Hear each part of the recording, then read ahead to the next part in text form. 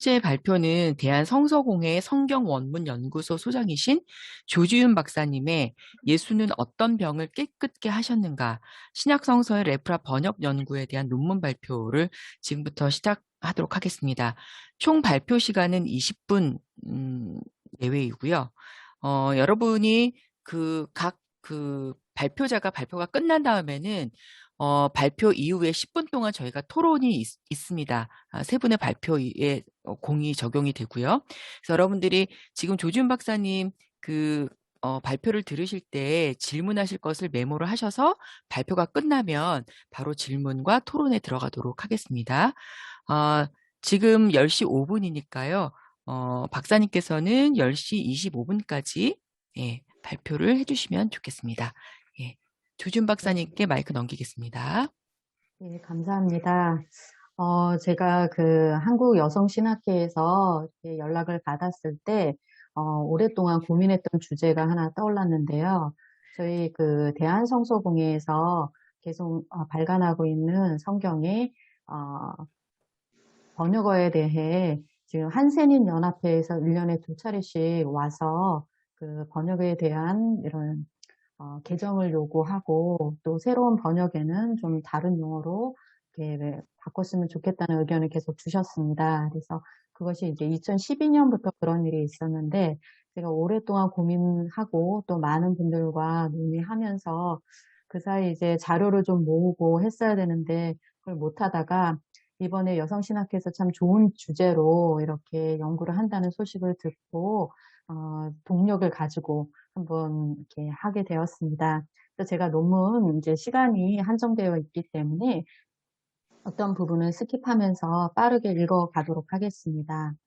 네, 첫 번째 페이지에서요, 마지막 문단에 먼저 이 본 논문은 먼저 레프라의 우리말 성경 번역 역사를 살펴보면서 각 번역어의 국어적 사회적 의미를 고찰해보고 레프라의 상응어인 구약성서의 짜라악과 한선병과의 관계를 살펴보고 레프라와 엘레판티아시스와의 혼용의 역사를 살펴본 후에 레프라가 나오는 신약성서 본문 중 공간복음 모두에 나오는 레프로스를 깨끗하게 하시다를 중심으로 레프라의 새로운 번역어를 제안할 것입니다.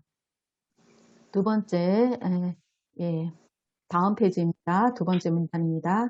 최초의 우리말 낙권 성서인 예수성교 누가복음 전서에서는 레프라가 백납품으로 레프로스는 백납품 한원자로 번역되었습니다. 백납품은 보통 백반을 한 방에서 이르는 말로 백반은 피부의 한 부분에 멜라닌 색소가 없어져 흰색 반점이 생기는 병입니다. 이러한 번역은 최초의 우리말 신약성서인 1887년에 예수성교 전서에서도 유지됩니다. 거의 같은 시기인 1885년에 이수정이 일본에서 번역한 신약 마가전 복음서 언해에서는 레프라가 문둥병으로 라병으로 번역되었습니다. 그리고 레프로스는 마가복음 1장 40절에서는 문둥병인으로 번역되었습니다. 다음 문제입니다. 1911년 최초의 우리말 완역 성경인 성경전서가 완성될 때 이 성경에서 레프라는 문둥병으로 레프로스는 문둥이로 또 문둥병 든 자로 번역되었습니다.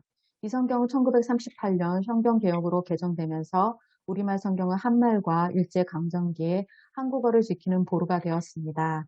그러나 레프라와 레프로스에 해당하는 번역어는 개정되지 않았고 1961년 개화 한글판에서 레프라는 문둥병으로 레프로스는 문둥이와 문둥병자로 자리 잡게 됩니다. 다음 페이지입니다. 개혁 한글판의 문둥병과 문둥이, 문둥병자는 1998년 개혁 개정판에서는 나병 환자로 개정되었습니다. 실제로 나병과 나병 환자라는 번역어는 1967년 신약전서 세 번역에서 처음 등장합니다. 이 성경부터 레프라와가 나병, 레프로스가 나병 환자로 번역되었습니다. 나병은 만성 전염성 난치병을 가리키고 1879년 나균을 노르웨이 의학자 한센이 발견하였다고 봅니다. 1998년에 개혁개정판이 나오자마자 나병 대신에 한센병으로 번역해달라는 유관기관의 요청이 있었습니다. 그러나 이 요청은 성경 번역에 반영될 수 없었는데 이미 표준세 번역이 번역될 당시에 논의가 되었습니다.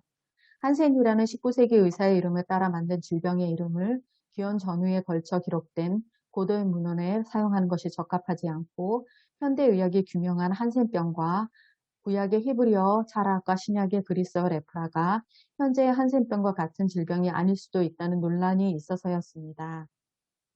이 어휘는 1993년에 발간된 표준세번역 구약 본문에서 악성 피부병으로 번역되면서 새로운 전환점을 맞이합니다.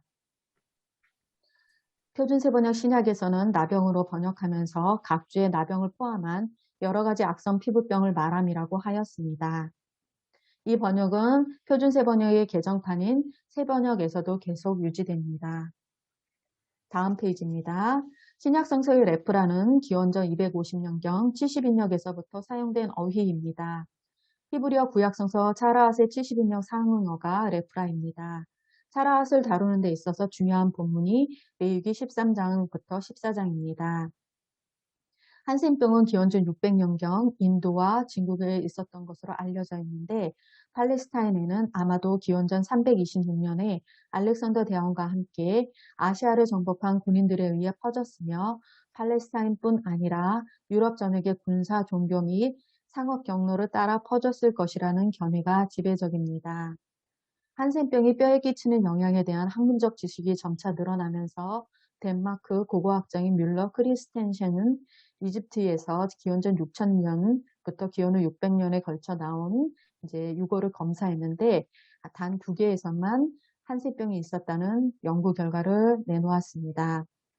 성서시대의 팔레스타인에는 한센병이 존재했다고 볼 수 없다는 그런 연구 결과들이 있습니다. 또 미슈나는 짜라스의 증상을 서로 다른 랍비들이 16가지, 36가지 혹은 72가지로 확인했다고 언급합니다. 마지막 문단입니다. 짜라앗이 지금의 한센병일 수 없는 데는 몇 가지 이유가 있습니다. 한센병은 레위기 13장에서 14장에 나오는 것처럼 의복이나 가죽 집 등에는 생길 수 없습니다. 또 레위기 13장에서 14장에 기술된 질병은 갑자기 생겨나는 질병으로 때때로 자연적으로 낫기도 하는데 한센병은 현대의 투약요법 없이는 치료하기 어려운 병입니다.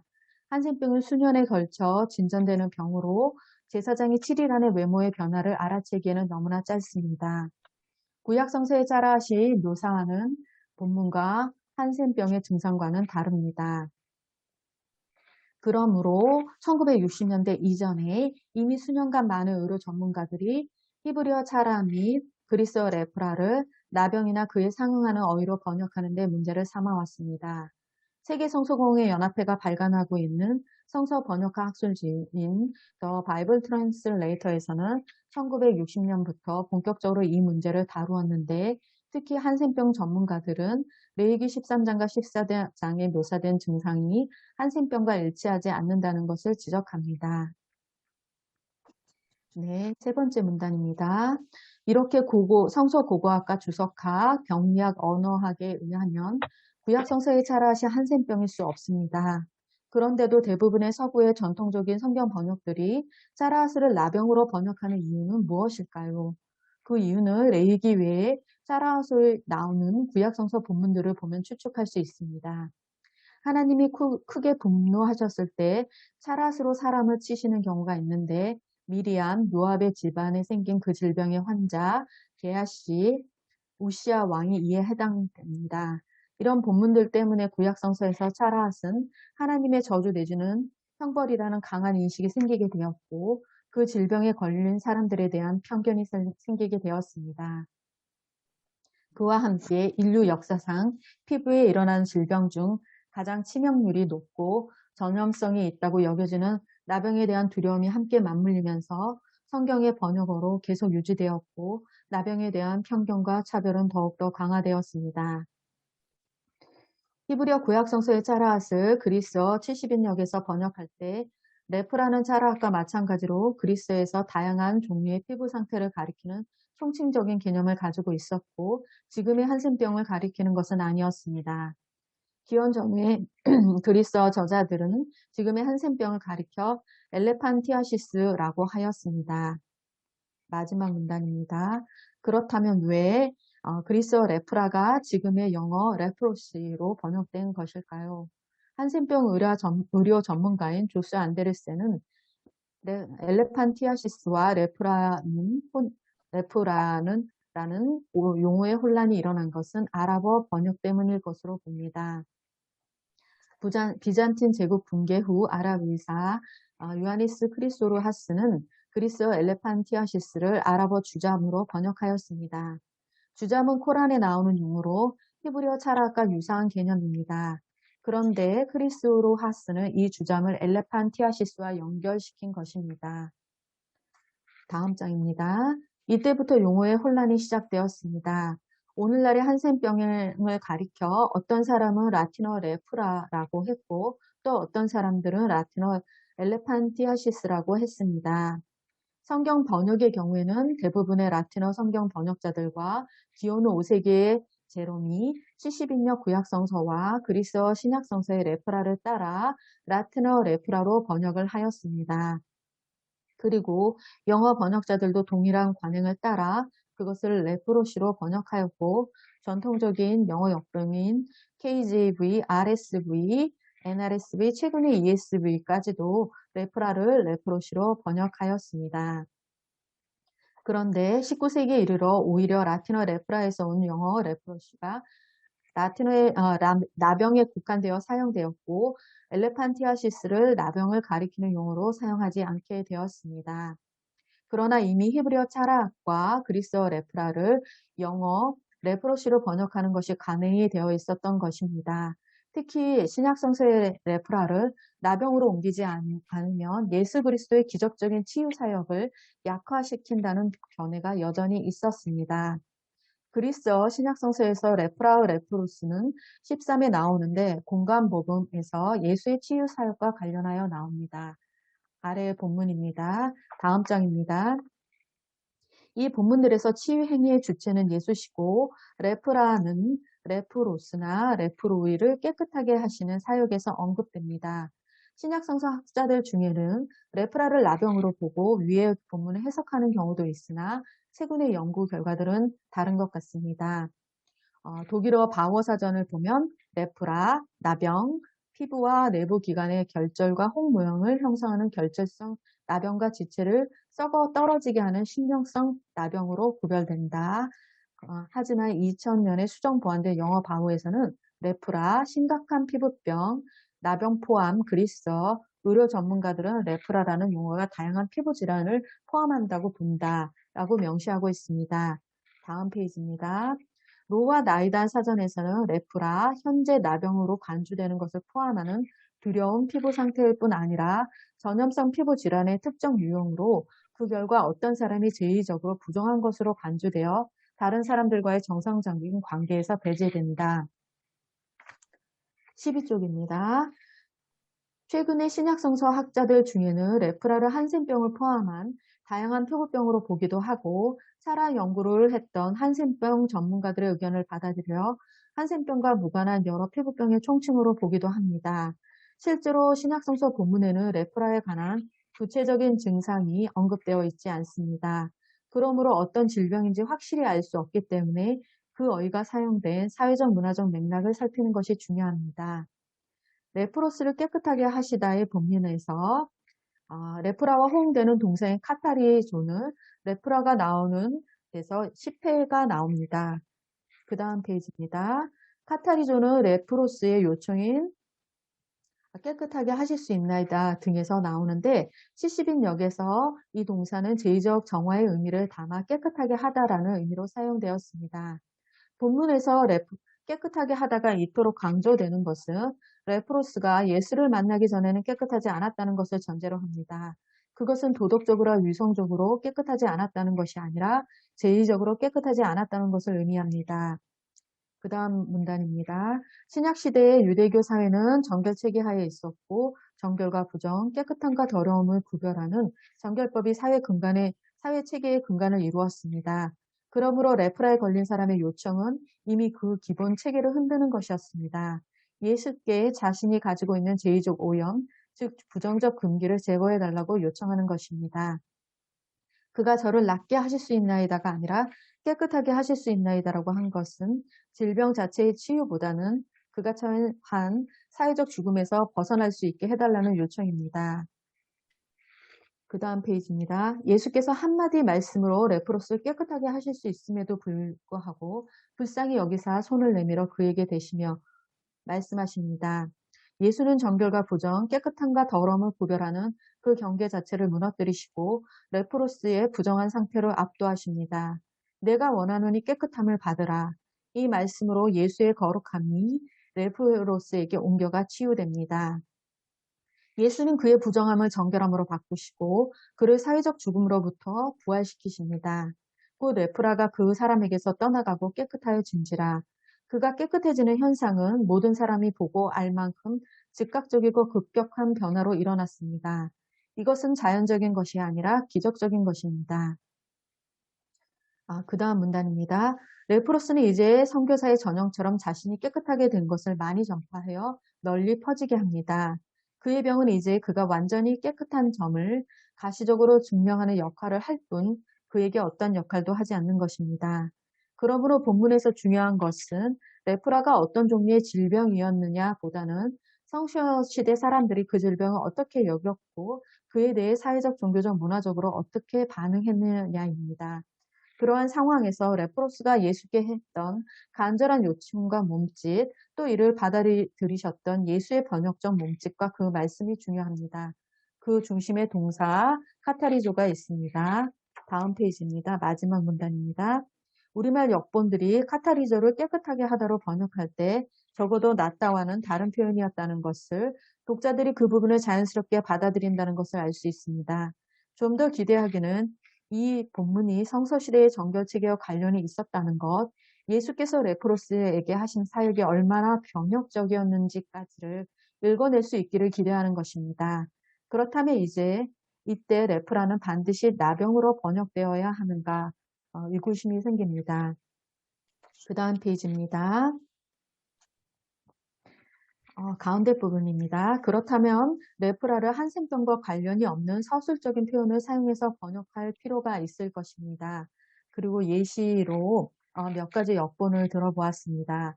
NEB, 악성 피부병, NIV, 전염되기 쉬운 피부병, GNT, 두려운 피부병 등을 살펴보았고 18쪽입니다. 두 번째 문단입니다. 그런 의미에서 영어 바워 사전이 일반적인 용어인 심각한 피부병으로 번역할 것을 제안한 것은 한 가지 가능한 번역이 될 수 있습니다. 그러나 우리말로 심각한 피부병이라는 표현은 중증 피부병, 즉 위중한 피부병으로 읽힐 가능성이 있습니다. 그러나 차라시 다양한 특징을 포함하면서 제사장이 그 피부의 병을 진찰할 때 피부병의 종류가 아니라 그 정도로 가늠한 것을 감안해 보면 그 병의 깊이보다는 살갗에 피부병이 퍼져 있는 그 범위에 초점을 맞추는 것이 더 적절할 것으로 보입니다. 마지막 문단입니다. 그러므로 그 병이 가시적으로 심하게 보였다는 데 초점을 맞추어 심한 피부병으로 번역할 것을 제안할 수 있을 것입니다. 히브리어 구약 성서의 차라과 그리스어 70인용과 그 신약 성서의 레프라는 성서 시대 당시의 다양한 피부병을 지칭하는 총칭으로 사용되었습니다. 이미 광범위한 의미를 담고 있는 피부병의 그 정도가 지나치다는 일반적인 서술어인 심하다를 조어하여 심한 피부병이라는 특수용어로 번역할 수 있을 것입니다. 그리고 이 심한 피부병으로 고통받는 사람인 레프로스를 심한 피부병을 앓는 사람이라고 번역할 수 있을 것입니다. 앓다는 그 병에 걸려 고통을 겪다, 마음에 근심이 있어 괴로움을 느끼다의 의미입니다. 그러므로 단순히 심한 피부병에 걸린 것이 아니라 그로 인해 사회적, 종교적, 문화적으로 고통을 겪는 사람을 표현할 수 있을 것입니다. 이처럼 레프라와 차라앗의 번역어로 일반적인 용어이자 설명적인 문구인 심한 피부병을 채택하는 것이 성서시대의 1차 독자들과 같은 효과로 본문의 메시지를 이해하는 데 도움을 줄 수 있습니다. 이때 심한 피부병과 심한 피부병을 앓는 사람의 각주나 용어 해설을 붙여서 그 종교적 의미와 그에 따른 제의적 부정에 대해 설명할 필요가 있을 것입니다. 네, 세 번째 문단입니다. 레프라를 심한 피부병으로 레프로스를 심한 피부 앓는 사람으로 번역할 경우에 원문이 담고 있는 모든 문화적, 사회적, 종교적 의미를 담아내는 것은 불가능할 것입니다. 그러나 그동안 성서 번역자들과 주석가들이 고심했던 다양하고 포괄적인 총칭어에 해당하며 그 병세의 가시성으로 제의적 정결 문제에 있어서 제사장의 진찰을 요했던 것, 변혁적 몸짓과 말씀으로 당시 상하이를 억누르고 있던 정결 체계를 무너뜨리신 예수의 사역을 고려할 때 본문 이해에 도움이 될 수 있을 것이라고 봅니다. 네, 마치겠습니다. 네, 감사합니다. 제가 20분에서 25분까지 발표해달라고 부탁드렸는데, 네, 잘 시간을 지켜주셔서 감사드리고요. 지금 조지훈 박사님 발표하신 내용에 대해서 여러분 미리 그 자료집이 나간 거로 알고 있는데, 질문하실 분 있으면 손 들어주시기 바랍니다.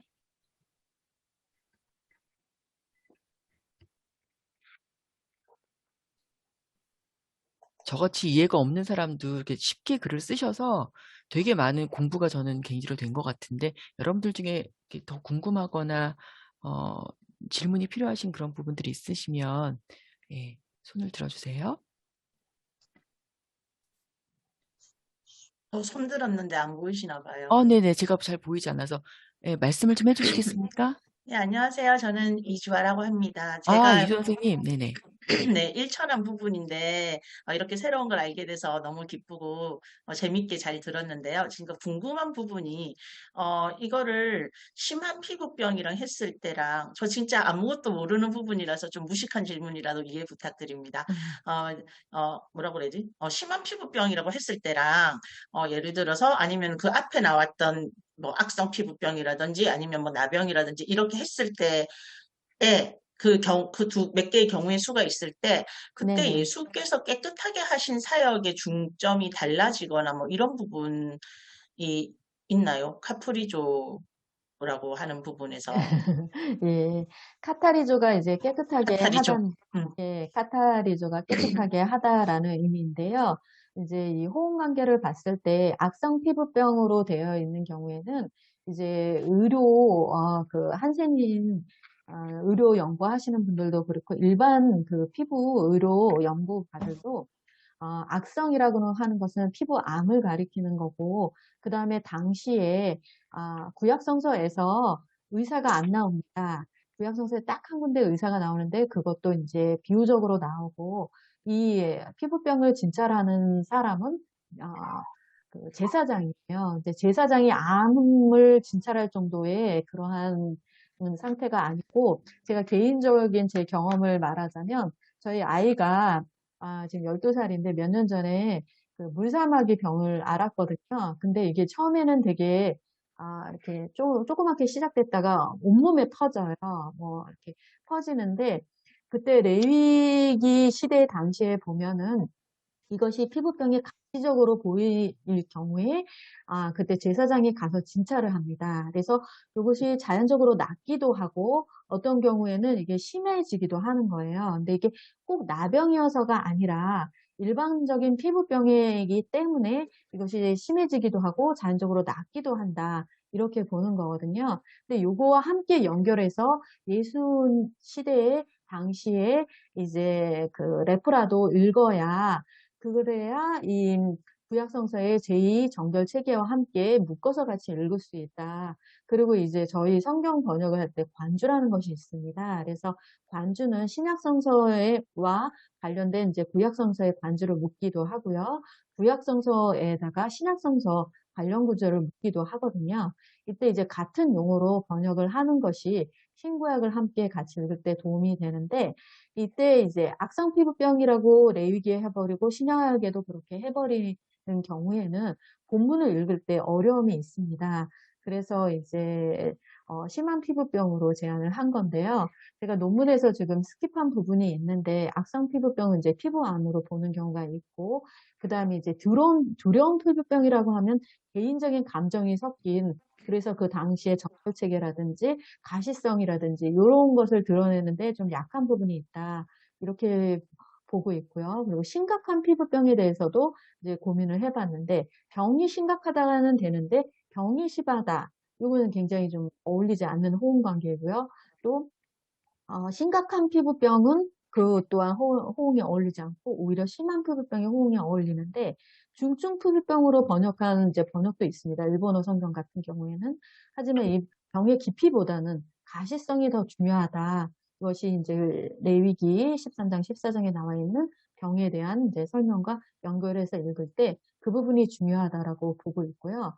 그래서 지금 이제 심한 피부병으로 번역된 성경이 나와 있는 것은 없습니다. 하지만 이제 저희가 앞으로의 성경 번역에서는 이 어휘를 참 고려해서 사용해야 되지 않는가 이런 이제 저희가 생각을 많이 하고 있습니다. 네. 그래서 성경 번역을 할 때 사실은 이제 제가 오늘 또 이 자리에 말씀드리고 싶었던 것은요. 예, 이렇게 이제 연구를 하시는 분들이 성경 번역을 두고 오역이라는 표현을 많이 씁니다. 근데 사실 이제 오랫동안 성경 번역이 되면서 당대의 가장 이제 성서학을 열심히 연구하신 분들이 번역자가 되시거든요. 그래서 늘 당대의 최선의 번역을 하시고 그것이 이제 성경이 한 30년에 한 번씩 개정되고 번역되다 보니까 이게 이제 새로운 학문 연구 결과를 봤는데 좀 더딜 때가 있습니다. 근데 그것을 이제 우역이다, 뭐 오류다 이렇게 보는 것은 좀 아닌 것 같아서 그런 부분에 대해서 저도 좀 책임감을 느끼고 좀 열심히 연구를 해야 되겠다 이런 생각을 좀 하고 있습니다. 네, 감사합니다. 네, 막 네, 질문이 많이 들어오는데요. 지금 네, 제가 네, 전체 화면이 여러분 잘 보이진 않아요. 이게 그 원고가 떠 있기 때문에 제 눈에 들어온 거는 김혜령 박사님하고 이영미 박사님이었는데 순간의 차이로 김혜령 박사님이 조금 더 빠른 거로 저한테는 보이거든요. 네. 네, 김혜령 박사님 감사합니다. 질문해 주세요. 네. 빨라야 되는군요. 어, 제가 옛날에 정혜진 박사님하고 얘기하다가 이게 악성 피부병이에요. 이렇게 말한 적이 있어가지고, 나병이 아니었어? 이렇게 그때 한번 하늘이 흔들렸는데 그것에 대한 학술적 정보를 못 얻어가지고, 그리고 네, 굉장히 유익한데요. 그러니까 핵심이, 그 피부병이라는 게 외형적으로 이제 드러나는 거니까, 네, 이게 네, 그 다른 질병보다 사회적 차별이 가장 심각한 그렇죠. 네, 네, 네, 그게 핵심인 것이잖아요. 그래서 이제 네, 사회적 네, 죽음하고 연결되는데 네, 생각해보니까 제가 이제 대학교 때 이제 아토피 있는 친구들 보면 심한 네, 아토피 있는 네, 학생들 보면 진짜 연애도 못하고 그러게 되게 힘들게 그러니까 저부터도 맞아요. 그런 마음에 이렇게 장벽이 생기더라고요. 네, 그러니까 네, 그게 네, 얼마나 근데 제 질문은요. 이 사회적 죽음이라고 말씀하셨는데 이제 네, 저의 미천한 성경적 지식으로 보자면 그 우선 병이 제사장에게 있어서 어떤 심각한 상황인지 판단되기 전까지는 공동체로부터 떠나 있는 거는 맞나요? 네, 그리고 맞습니다. 나서 이제 네, 받아들일지 안 받아들일지. 그럼 예수 시대에도 네, 어, 네, 그, 그렇습니다. 어, 그러면 이제 그때는 이제 근대 과학의 시대, 근대 의학의 시대가 아니니 거의 병을 네, 네, 네, 진단할 수 없었을 것이고 그냥 맞습니다. 무차기적으로 전염병으로 이제 옮기는 병으로 그렇죠. 해가지고 다 수술되는 건가요? 네, 맞아요. 음. 그래서 이제 이 조준 네, 박사님 죄송한데요. 네, 네. 35분까지 아, 답변을 예, 완료해 주시기 알겠습니다. 네, 바랍니다. 네, 네. 예, 그래서 예수 시대에도 당시에 이제 공동체에서 이제 벗어나서 성 밖에서 살 수밖에 없는 상황이었거든요. 그리고 이제 이 병이 뭔지를 이제 진찰할 수 있는 의사가 없고, 그러기 때문에 이 사람들이 바깥에 나가서 이렇게 살고 사실은 부정하다 이러면서 이제 일반적인 사람들이 올 경우에 이렇게 자신들에게서 거리감을 두도록 그렇게 했거든요. 근데 이제 이, 이 본문을 제가 공간복음에서 이 본문을 선택한 것은 이 레프로스 자체가 예수님께 접근한 것도 사실은 이 경계를 무너뜨리는 굉장히 획기적인 본문이에요. 그리고 이 레프로스가 정말로 간절했기 때문에 예수께 접근을 했고 또 예수가 대부분 이제 치유 사역을 하실 때 말씀을 하시는 경우가 많은데 이 음, 본문에서는 특히 만지신단 말이에요. 음. 이거를 터치한다는 이것이 굉장히 중요한 본문이고 이거는 이제 당시에 시체를 만지면 안 되는 그거와 정말 동일할 정도의 제의적으로 오염이다 이렇게 여기는 부분을 예수께서 그 경계를 허무시고 만지셨다는 거죠. 그리고 이 사람을 이제 낫게 하시는데 그치지 않고 제사장에게 가라고 명령을 하시는 거예요. 제사장에 가서 그 사람이 정말로 나아서 공동체에 흡수될 수 있도록 하시는 그러한 이제 본문이기 때문에 굉장히 중요한 본문이고요. 오히려 근데 이 본문이 어떠한 이제 우리 한센인 연합회 분들에 의하면 오히려 이게 나병 혹은 문둥병 이러한 말을 강조하고 반복함으로써 이분들은 이 복음의 핵심적인 메시지를 받아들이지 못하고 오히려 이 가족들과 이 당사자들한테 엄청나게 큰 상처가 된다는 거예요. 그래서 이분들은 이제 자녀들이 미감자로 해서 사실은 유전이 안 되거든요. 그런데도 불구하고 학교에서 이렇게 쫓겨나고, 그 다음에 결혼할 때 장애가 되고, 그 다음에 뭐 자살을 하고, 굉장히 그 아픈 역사들이 굉장히 많아요. 그리고 이제 이 역사 중에서 뭐 나병을 약간 낳으려면 뭐 아이를 잡아먹어야 된다. 이런 이상한 굉장히 루머도 있고 해서 큰 고통을 겪고 있는데 지금 이분들은 다 나으셨어요. 우리나라에서 지금 현재 그 활동성 있는 나병을 가지고 계신 분은 안 계세요. 그래서 이제 처음에는 한센병으로 해달라고 하셨는데 그것이 이제 성서 연구들을 보고서 이분들이 한센병이 아니라는 걸 아시고 이제는 저희와 이제 논의를 하면서 피부병으로 해달라는 그러한 이제 요청을 하셨고 그러면서 지금까지 이제 그 연구 결과를 바탕으로 심한 피부병 정도로 이 본문을 지금 보고 있는 와중에 있고요. 악성 피부병에 대해서는 표준세 번역에 엄청나게 큰 기여를 하셨어요. 나병을 벗어나는 이제 번역을 제시하신 거거든요. 그래서 이제 네. 그런 부분에 있어서는 공헌도가 있습니다. 네. 네, 감사합니다. 네. 질문이 사실은 저도 사실 있고 우리 회장님도 있으신데 네네. 시간이 부족하니까요. 끝나고 나서 혹시 되면 전체 토론 시간에 조금 몇 분 더 질문을 하셔도 좋을 것 같습니다. 네, 감사합니다. 네, 감사합니다. 네. 두 번째는 기독교 교육을 전공하신 이화여대 이주아 박사님이 상처 입은 여성의 성성의 치유를 위하여라는 제목으로 발표를 해주실 텐데요. 지금이 시간이 이제 36분이니까요. 35분이라고 치고 11시 5분까지 발표해 주시면 저희가 또 풍성하게 논의를 10분 동안 할 수 있을 것 같습니다. 발표 듣도록 하겠습니다.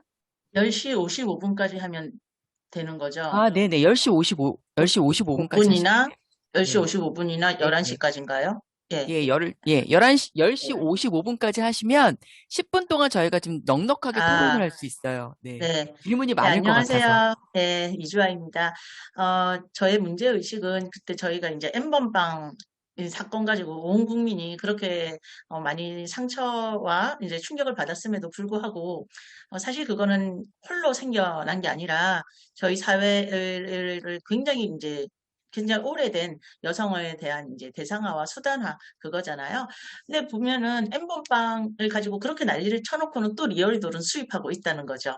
그러면서 이제 세관에서 이제 수입 금지를 시켰더니 수입사가 이제 법원에다가 이제 재판을 걸어서 판사가 이거는 미풍양속을 해칠 정도의 그런 거라고 볼 수 없고 그냥 단순한 성기구다 이렇게 해서 통과가 됐고 이제 기사가 그다음부터 나기 시작했어요. 학교 주변에 리얼돌을 판매하는 성인용품 가게가 생겨서 학부모들이 이제 뭐 예를 들어서 정당한 재산권인데 그 사람으로서는 학부모들이 하도 이제 시위를 하고 반대를 하니까 뭐 그 결국 물러나고 근데 이제 아마 앞으로 점점 더 그런 게 많이 그런 일이 벌어질 것이고요. 리얼돌이 우리의 일상이 될 것이고 나아가서는 이미 외국에서는 리얼돌을 이용한 성매매 유흥업소뿐만 아니라 섹스 로봇이라고 하는 첨단 기술이 이미 2009년인가 2010년에 발전해 왔습니다. 그 부분에 대해서 제가 문제의식을 지금 제기를 하고 있습니다. 24페이지를 잠깐 보시면 제가 섹스 로봇에 대해서 이제 먼저 정의와 현황을 말씀을 드리는데 2009년에 트루 컴패니언사가 이제 록시라고 하는 섹스 로봇을 선보였고요. 얘는 리얼돌이랑은 달리 리얼돌은 이제 관절 인형이잖아요. 고무 관절 인형인데 록시 같은 경우는 컴퓨터랑 인공지능 이제 AI가 들어있기 때문에 얘기도 가능하고 뭐 길다란 얘기는 못하지만 끄떡끄떡 뭐 어쩌고 저쩌고 이렇게는 가능하고요. 그다음에 이제 피부가 인공 피부를 부착하기 때문에 피부가 따뜻해요. 안에 따뜻하고 그다음에 이제 정말 사람같이 좀 그렇게 돼 있고요. 가격은 이제 1,000만 원 정도 하고 소비자 요구에 따라서 만들어지기 때문에 나중에도 말씀드리겠지만 제일 문제가 되는 것 중에 하나가 이제 아동 형태의 로봇을 만들고 있습니다. 게다가 이제 이 로봇은 성격도 바꿀 수가 있고 내가 원하는 인종, 크기 이런 식으로 다 만들어질 수 있고요. 유럽 곳곳에는 마지막 문단인데요. 섹스 로봇을 이용한 사창가가 이미 운영이 되고 있고 2대, 3대 돈 많으니까 이번에는 좀 작은 섹스 로봇을 이번에는 좀 크고 금발을 뭐 이런 식으로 몇 개의 섹스 로봇을 보유하고 있는 남성들도 늘고 있고 섹스 로봇 산업에 대해서 보고 있으면은 그 학자들이나 그 관여하고 있는 사람들은 뭐 2070년 경에는 로봇이랑 섹스하는 게 보편화될 거다. 실제적 육체 관계는 오히려 구시대 유물이다. 이렇게 얘기를 하는데 왜냐하면 사실 이게 또 아주 말이 안 되는 게 아닌 게 저희가 그 미래를 그린 SF 영화 같은 거를 보면 이미 인간끼리 해서 생식을 해가지고 아이를 낳는 거를 굉장히 사회적으로 금기시하거나 너무 더럽다고 생각하는 이런 영화들이 꽤 있어요. 로봇이랑은 섹스는 로봇이랑 하고 애는 인공자궁이 낳고 뭐 이런 식의 영화들이 꽤 많이 만들어지고 있거든요. 실제로 인공자궁도 굉장히 오래된 역사를 가지고 있고 아마 곧 어떤 가시적인 형태로 저희 앞에 나타날 거라고 이제 예견이 되고 있습니다. 그래서 지금 정의는 이렇습니다. 넘어가시면은 섹스 로봇 25페이지인가요? 긍정 및 찬성 반응 1번은 쥐가 이렇게 우리 왜 그런 거 하지? 내 돈 내산 이런 것처럼 자기 돈으로 자기가 사서 자기가 한다는데 그게 자유주의 왜 그거를 그렇게 하느냐 첫 번째 그 얘기고 두 번째로는 사실은 인간과 인간이 하는 성행위에서 소외된 사람들이 많잖아요. 특히 이제 문제가 되는 게 지적 장애인들이 문제가 되고 해외에서는 지적 장애인들만을 대상으로 하는 성매매 업소나 혹은 지적 장애인들을 대상으로 성행위 봉사를 하는 자원봉사자들 커뮤니티들이 굉장히 좀 있는데 우리 한국 같은 경우는 그런 부분이 좀 많이 없어서 사실은 지적장애인 부모들 특히 남성 지적장애인 부모들의 얘기도 조금 굉장히 힘들어하는 경우가 많습니다. 그래서 이런 게 뭐 어떻게 될 수 있다 이렇게 얘기를 하고 세 번째 문단 보면은 인간과의 성매매보다 인간을 대상하거나 상품화하지 않으면서 성욕구를 만족시킬 수 있잖아. 우리는 이건 뭐 로봇이랑 한다는데 여성이랑 하려니까 너네 뭐 우리 보고 뭐 대상하라며 이제 로봇이랑 하니까 괜찮잖아 이렇게 하는 사람들도 있고 질병에서 자유롭다. 이런 얘기를 하고 나아가서 이제 이 더글러스 하인즈라고 하는 사람은 자기가 사장이고 자기가 만들었으니까요. 그러면서 이제 굉장히 이런 로봇과의 관계가 늘어날 것이다. 이렇게 얘기를 하는데 반면에 이제 가장 유명한 윤리학자이자 섹스로봇 반대자인 캐슬린 리처드슨 박사, 부정 및 반대 반응 쪽인데요. 이거 이제 제가 저와 괴를 같이 하는 건데 로봇과의 행위에서 학습된 수행성, 이 인간과의 행위에서도 똑같이 나오지 않겠느냐. 결국은 이거거든요. 문제는 섹스 로봇을 한번 전시를 했어요. 여성형 섹스 로봇을 해외에서 전시를 했더니 2시간 만에 반파됐어요. 그리고 리얼돌 그 성매매 업소나 그런 데서 제일 문제가 너무 많이 빨리 부서진다는 거예요. 그 파괴적인 욕구를 사람한테는 못하니까 법적인 여러 가지 때문에 섹스 로봇이라든지 리얼돌을 해서 반파 또는 이런 고장 수리 문제가 굉장히 많이 등장하는데 그렇게 될 때 거기에서 익숙해져 버린 수행성을 다른 인간과의 관계에서도 왜 우리 가끔 이제 신문 기사를 보면 우리가 야동이라고 하는 음란물만을 보면서 주로 성행위에 대해서 학습한 남성들이 그 배우자와의 관계에서 똑같이 하려다가 부인이 난 도저히 이렇게는 못하겠다 해가지고 재판 이혼 걸어가지고 이혼 오케이 이렇게 사인 나는 것도 많았고 게임을 걱정하시는 학부모님들의 걱정도 똑같잖아요. 게임에서 되게 파괴적인 거나 너무 이렇게 즉각적이고 직물적인 행위에 익숙해지면 나중에 어떻게 조금 더 인간 사회에서 다른 행위 양식이 필요할 때 그럼 어떻게 하겠느냐 이 부분을 걱정을 하는 건데 그 부분에 대해서 이제 제가 먼저 말씀드리기 전에 이제 3번 여성신학자의 눈으로 바라본 섹스 로봇에서는 1번은 시각의 권력 주체인 남성에 의해서 다시 왜곡되고 재구성되어지는 여성의 뭔가 성성의 이야기. 이거 우리한테 굉장히 익숙한 거잖아요. 미디어 권력 주체도 남성이고, 그래서 남성이 보는 나. 에 굉장히 익숙해져 있어요. 자기도 모르게 이거 파놉티콘이라고 하잖아요. 머리 안에 남자 감시자가 돌아다니는 거죠.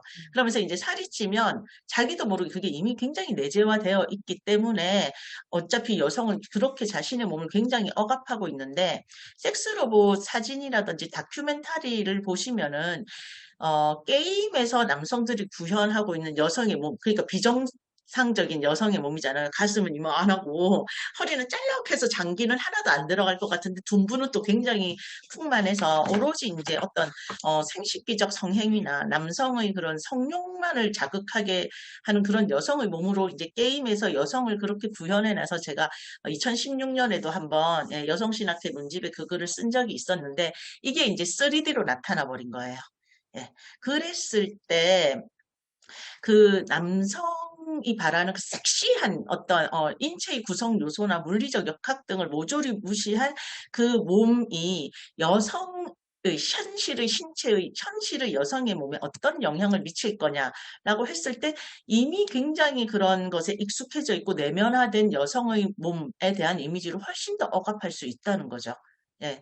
그래서 벌써 이제 굉장히 남성 위주로 남성이 원하는 여성이 몸을 만들기 위해서 실제로 얼마나 많이 고생들을 하고 있습니까? 우리의 젊은 여성들이. 물론 뭐 파지티브 미나 이런 여러 가지 운동도 벌어지고 있지만 많이 부족하잖아요. 여전히 젊은 것들이랑 얘기해 보면은 다이어트를 위한 섭식장애에 대해서 호소하는 학생들이 굉장히 많단 말이죠.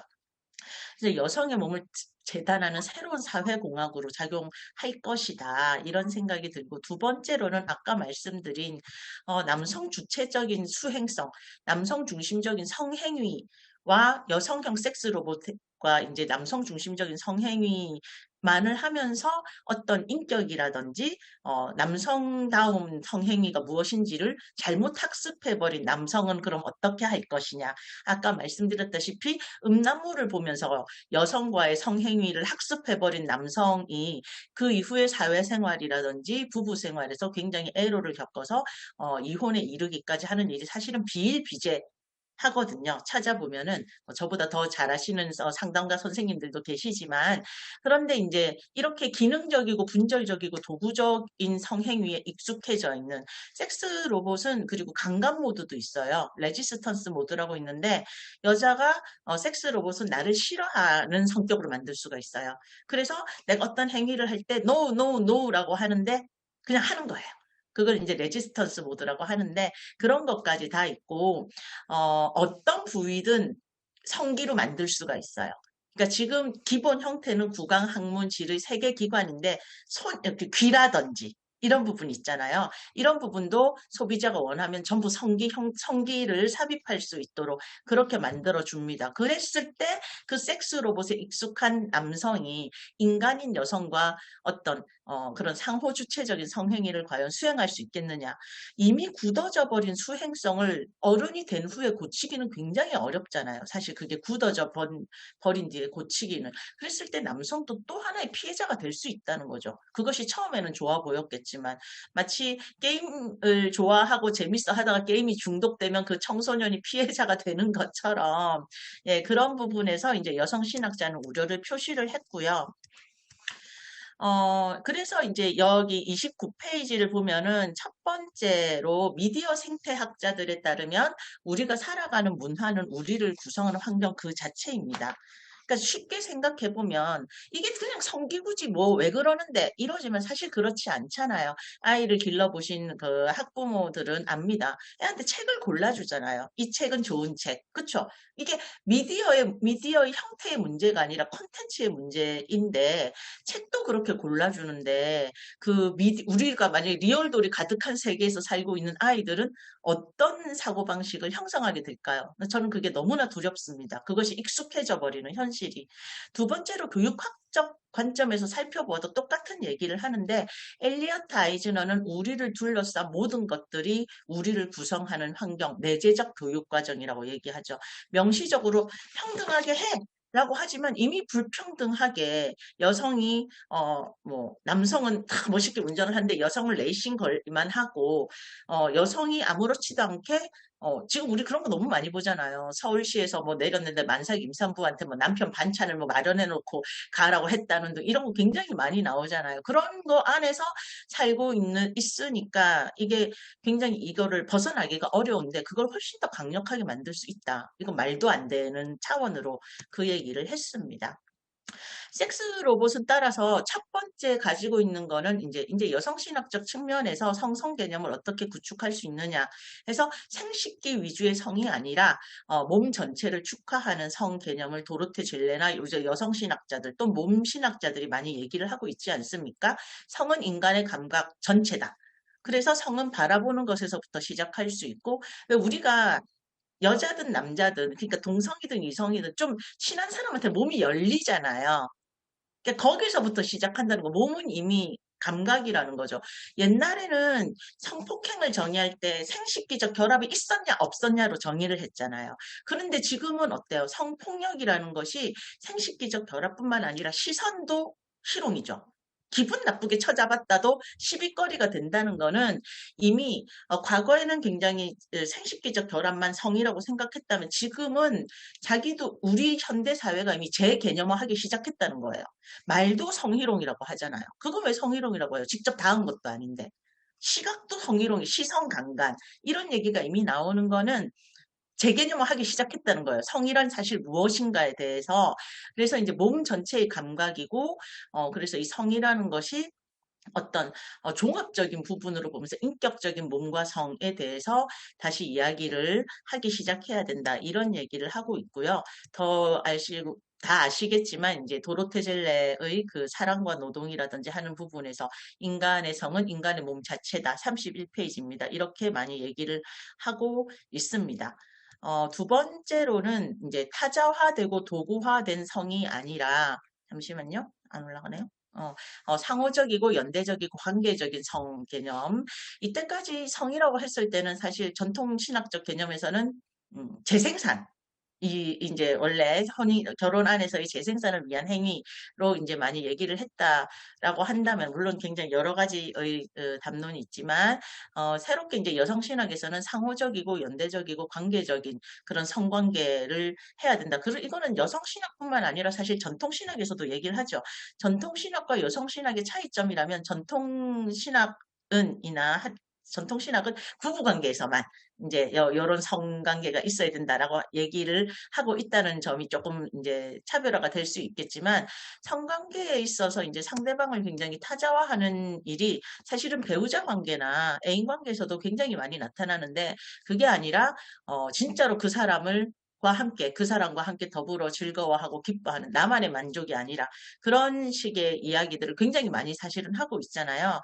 그래서 타인과 신체적으로 연합하면서 그 관계 속에서 굉장히 충족됨을 느끼는 것, 타인과의 연대성을 추구하도록 돕는 것, 이 부분이 굉장히 중요하고 도로테 젤레는 이제 만약에 우리가 어떤 사람과 이런 관계를 진짜 온전히 나 자신을 내어주고 그 사람을 온전히 받아들이는 그런 관계를 진짜 엄청난 신뢰잖아요. 신뢰 안에서 그런 거를 우리가 경험한다면 우리는 그 신뢰와 희망을 다른 사람에게까지 퍼뜨릴 수 있다.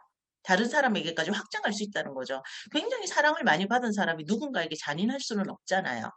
그리고 그것이 인간 공동체뿐 아니라 나아가서 하나님의 공동체인 이 지구를 위하는 에코 생태 영성으로까지 나아갈 수 있다. 이렇게 얘기를 하는데 이 부분은 정말 다시 회복해야 되는, 즉, 그동안은 인간 사이의 성행위 안에서 이제 서로를 존중하자, 이 정도에서 끝났다고 한다면은, 요런 비전, 정말로 온전히 상대방과 신뢰하고, 사랑하고, 모든 것이 서로 받아들여지고, 받아들여주는 그런 관계 안에서 인간이 영성을 회복할 수 있다. 이런 얘기를 하고 싶어요. 그게 3번이네요. 단절된 성과 인간 사이의 관계를 지구 전체의 관계로 확장시켜 나갈 수 있다. 이런 얘기를 하고요.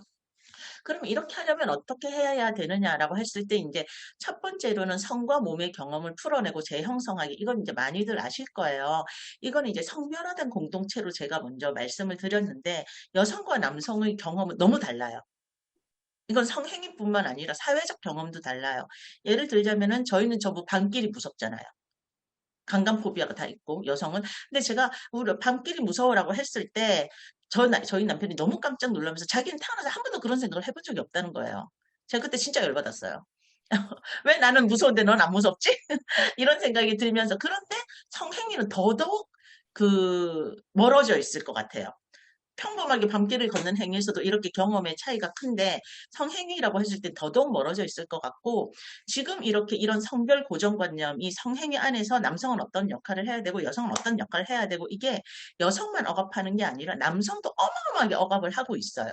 그러니까 남자들은 남자들끼리 좀 얘기를 할 필요가 있어요. 그래서 자신의 몸에 대해서 들여다보지도 못해요. 오히려 남성들은 더더욱. 그런 경우가 많아요. 그래서 여성은 여성대로 자신들의 경험을 상호 교환하는 그 34페이지입니다.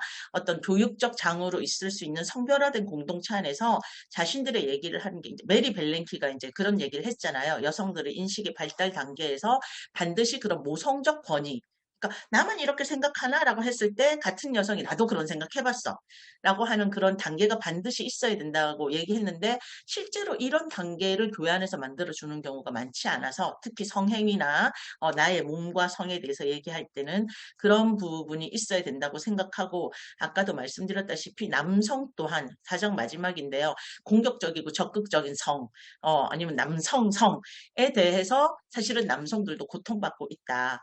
이렇게 두 번째는 이제 전체 공동체 안에서 몸을 축하하는 것으로 서로가 이제 나의 몸이 어떤 몸이냐, 다양한 전 연령대의 구성원들이 앉아서 자신의 몸에 대해서 이제 눈을 감고 이게 호흡을 하면서 난 하나님이 나에게 몸을 주셨구나 이런 예전적인 얘기를 굉장히 마리아 해리스나 이런 분들이 많이 해요. 굉장히 그 되게 중요하다고 생각을 얘기를 많이 하거든요. 특히 이분들은 여성 신학자이기 때문에 여성의 몸이 그동안 천대받았기 때문에 여성의 몸에 대한 영성을 회복하자는 식으로 많이 말씀하셨지만 몸이 천대받고 있는 건 남성도 마찬가지예요. 몸이 이용받고 있는 거는 그래서 여성과 남성 모두 우리의 몸이 얼마나 중요하고 이게 하나님의 선물이라는 것을 머리로는 알지만 진짜로 마음 깊이 깨닫지는 못해요. 워낙에 전통적인 이원론이라든지 이게 동양 서양 문화 할 것 없이 굉장히 널리 퍼져 있기 때문에 그래서 자신의 몸을 다시 들여다보고 축하하는 자리 그게 이제 예전적 과정으로 있어야 하고 마지막으로 이제 하나님의 몸으로서 지구를 생각하기 아까 말씀드린 그 도로테 젤레의 그 확장되는 영성을 가지고 와서 이것이 하나님의 몸인 지구를 위한 영성, 자연을 일반적으로 소비하던 삶의 방식을 성찰하는 영성 이런 식으로 이제 새로운 영성으로 거듭나는 것이 필요하다. 즉 성이라는 것은 인간의 아주 작은 일부분이고 잠깐 지나가는 일회적인 사건이 아니라 내 삶에 내 하나님이 주신 선물로서의 몸을 전체적으로 이용해서 누군가를 온전히 사랑하는 행위고 그 사랑은 나아가서 이 인류 공동체와 나아가서는 지구 공동체 전체까지 확장될 수 있다. 끝입니다. 감사합니다. 네, 감사합니다. 시간을 또 잘 지켜줘서 감사드리고요. 이주아 박사님의 지금 상처받은 여성의 성성을 위하여라는 논문에 대해서 질문하실 분 지금 손 들어도 제가 잘 안 보이거든요. 뒷부분이. 그러니까는 말씀을 해주셔도 좋을 것 같습니다.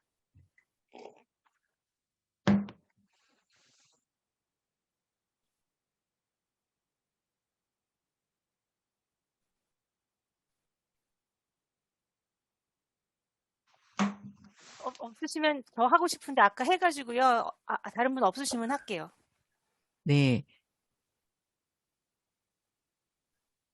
아까 손 드셨던 회장님은 질문이 없으신가요? 제가 질문을 받지 못했었는데. 네. 아니, 아까 조지현 박사님한테 대한 질문이어서 나중에 종합토론 때 네네. 하고요. 네. 두 분, 그러니까 뭐 마이크 킨 김에 두 분 다 발제를 너무도 명확하고 뚜렷하고 더 이상 할 말이 없을 정도로 입장을 적절하게 잘 해주셔서 감사하다는 말씀 드리고요. 정말 많이 배웠습니다. 감사합니다. 네. 다른 분 질문 없으신가요? 네. 그러면 우리 김혜령 박사님 다시 제가 한번 요즘에 이 주제에 대해서 관심이 있어가지고 이게 근데 저 좀 외부자의 시선으로 좀 질문하고 싶은데요. 여기 지금 우리가 다 비슷한 생각을 하고 있는 사람들이 있기 때문에 아마 이게 자체적으로 어떤 병론이 벌어지기 되게 힘들 것 같아요. 그래서 외부자의 시선으로 좀 질문을 하고 싶습니다. 이게 저도 다 동의를 하거든요. 근데 이 이좌 박사님의 우리가 이제 추구해야 될 목적이 있잖아요. 그래서 어떤 사회적 어떤 결과를 어느 정도로 추구할 것이냐. 이게 기독교인들이 기독교인으로서 자율적으로 하나님 앞에 가져야 될 윤리를 말씀하고 싶으신 건지, 아니면 이게 정치적 역량으로 발휘되어서 한 어 정치적 영향으로 발휘되어야 된다고 생각합니다. 그쵸. 그런 거 네. 같은데, 그렇게 됐을 때 이제 문제점들이 사실은 이제 발생할 수가 이제 있거든요. 제 외부자 시선으로 이제 보자면, 그러니까 이게 우선 한쪽은 이걸 기계이기 때문에 인간으로 보지 않고 이걸 자위도구로 계속 설명하려고 하는 주장이 있을 거라는 거죠. 그러면 이 논리는 사실은 인간의 성이라는 게 꼭 관계적이어야만 하는가라는 근본적인 질문을 또 던져볼 수 있을 것 같아요. 그러니까 이 지금 논문의 프레임은 굉장히 기독교적으로 성은 무조건 관계적으로만 해소돼야 된다라는 그 전제 아래 갇혀 있거든요. 근데 만약에 성은 개인이 스스로 자위하면서도 풀 수 있는 것이다라는 질문을 던졌을 때, 그때 이 휴머노이드 된 이 로봇의 인간성을 어느 정도 수준에서 볼 것이냐의 철학적 논쟁이 있거든요. 그거와 같이 이 논쟁이 펼쳐져야 된다. 왜냐하면 지금 어, 그, 그러니까 이게 제가 완성된 저의 의견이 있는 것이 아니라, 그래서 지금 뭐지? 포스트 휴먼 연구하는 사람들은 지금 어느 정도까지 얘기가 나가냐면, 휴머노이드가 단순히 인간을 흉내내고 인간의 모형을 한 것이 아니라 얘네들이 인간의 관계망 안에 들어와 있기 때문에 소셜 로봇이라고 하더라고요. 왜냐하면 감정적인 교류도 하고, 결국 제한적이지만 앞으로 좀 더 발전하면서 지능적인 교류뿐만 아니라 감정적인 교류 이런 것들을 해나갈 것이기 때문에 인간이 그 존재들을 거의 인간과 다르게 인지하기가 되게 어려워지는 상황들, 이제 그런 것들이 있더라고요. 근데 거기서 근데 그쪽 방향으로 나갈 거를 우리가 정치적으로 막을 수 있을까? 현실적으로 막을 수 있을까? 막을 수 없다면 막을 수 없는 것을 전제로 윤리를 논해야지, 막겠다고만 계속 이야기하면, 여태까지 성매매 역사에서 우리가 성매매를 금지하지 못, 여태까지 여성주의의 운동이 그걸 확실하게 막지 못했잖아요. 그러니까 계속 비판만 하게 되면서 성매매를 하는 사람들을 윤리적으로 정죄하는 그런 후발적인 논의들. 그래서 기독교 윤리학이 사실은 또 한편으로는 지켜야 하면서 한편으로는 조심해야 되는 게 뭐냐면 정죄거든요. 이 정죄의 논리로 이제 빠지게 될 수가 이제 있다는 거예요. 그래서 너무 한 프레임 안에 갇혀서 이것이 윤리적으로 나쁜 것이고 그러니 금지해야 된다라는 그 안에는, 이게 현실적으로 이게 이렇게 실현이 되면 좋은데, 금지가 되면 좋은데 금지가 안 될 거거든요. 금지가 안 될 일단은 경우에 예. 어떻게 논리를 펼쳐나가야 될 것인가도 좀 더 생각해 봐야 되지 않을까요? 일단은 말씀하시는 부분은 저도 다 공부를 하고 했던 부분이고, 일단 여러 가지 논의가 있겠죠. 그러니까 했을 때 일단 똑같잖아요. 저희가 부정 및 긍정 및 뭐 반응할 때 했을 때 반대 논리는 명확해요. 제가 그걸로 먼저 쓴 거고요. 그리고 만약에 이제 아까 말씀드렸다시피 지금 사실 소셜 로봇이랑 섹스 로봇은 달라요. 그래서 어떤 로봇 회사는 로봇과의 섹스는 금지하고 있는 회사들이 굉장히 많아지기 시작했어요. 그 로봇 착취에 들어간다는 얘기를 하는 거죠.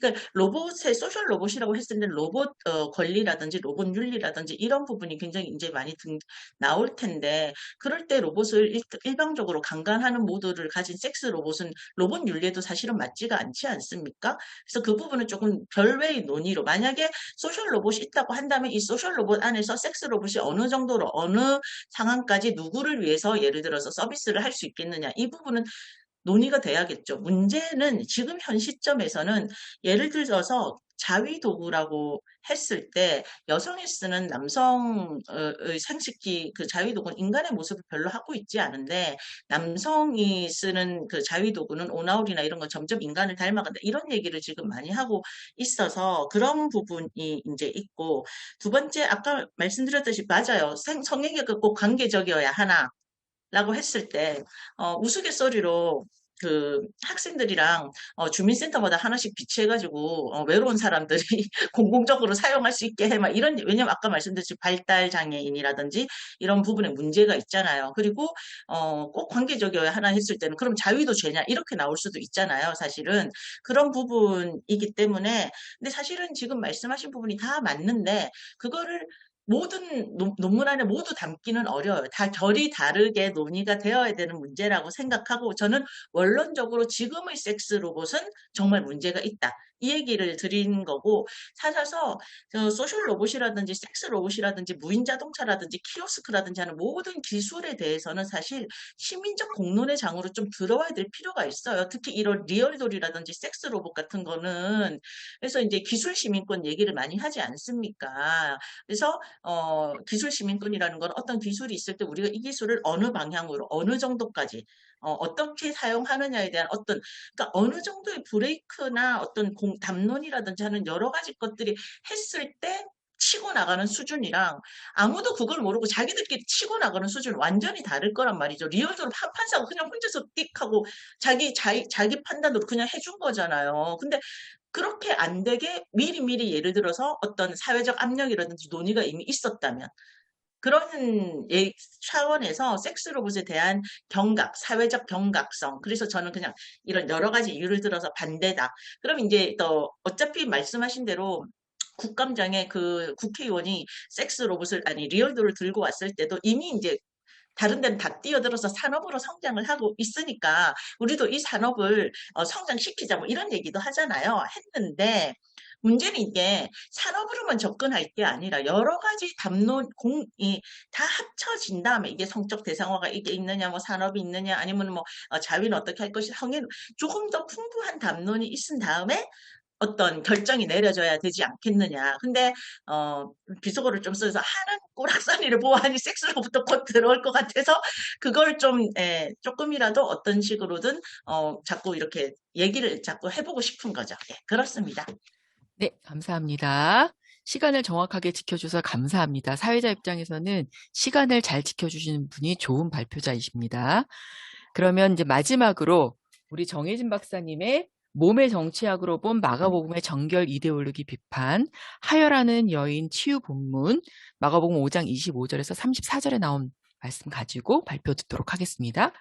정 박사님도 공의 11시 25분까지 발표해 주시고요. 저희가 그 이후에 질문과 토론 받도록 하겠습니다. 네, 안녕하세요. 발표 맡은 정혜진입니다. 저는 앞에 발표해 주신 두 분 선배님 보다는 사실 완성도가 많이 떨어지는 글인데요. 그래서 죄송하다는 말씀 먼저 드리고요. 또 제가 이제 아까 김혜령 박사님도 말씀하셨지만 지금 나와 있는 번역 중에서는 그 나병이라는 번역보다는 악성 피부병이 더 좋기 때문에 이제 제 논문에서 언급되는 나병 환자 치유 본문이라고 하는 거는 악성 피부병으로 다 번역을 하긴 했는데요. 제가 오늘 조지훈 박사님께 배운 게 있기 때문에 말로는 심한 피부병으로 바꾸면서 하겠습니다. 또 이제 완성도가 떨어지는 그 부분에 대해서 저는 이제 오늘 조지훈 박사님 발표하고 굉장히 주제가 연속성이 있어요. 그래서 조 박사님 논문에서 배워서 참조해서 논의를 더 끌고 갈 수 있는 부분이 있어서 저에게는 참 감사한 기회인데 그러다 보니까 여기 계신 청중들께는 되게 불친절하고 논리가 아직 다 완성되지 않은 글이 됐다는 점에 대해서 좀 먼저 양해 말씀을 부탁을 드립니다. 최대한 말로 설명하면서 진행하겠습니다. 들어가는 말 먼저 읽겠습니다. 본 연구는 마가복음의 하혈하는 여인 치유 장면을 중심으로 내레이터 마가의 정결 이데올로기 비판을 추적하고자 하는 시도입니다. 이 장면은 다른 치유 장면에서처럼 질병으로 고통받는 당사자나 가족의 요구로 치유가 시작되지 않고 여인의 주도적이지만 은밀한 행동, 즉 손을 대어 만진다라는 행동에서 촉발된다는 점에서 그 독특성이 인정되어 왔습니다.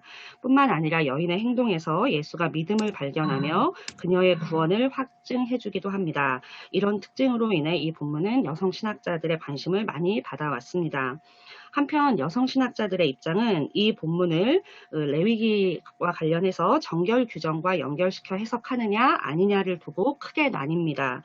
사실 여성 신학자들은 물론 대부분의 마가복음 남녀를 물어난 연구자들이 월경과 부정기 출혈에 대한 레위기 13장, 14장, 15장에 이른 나병까지 포함해서 여러 가지 규정과 관련된 해석을 해왔습니다. 그랬는데 그래서 하혈하는 여인이 겪고 있는 신체적, 나아가 사회적, 경제적 공분과 관련해서 이 본문을 해석해 왔습니다.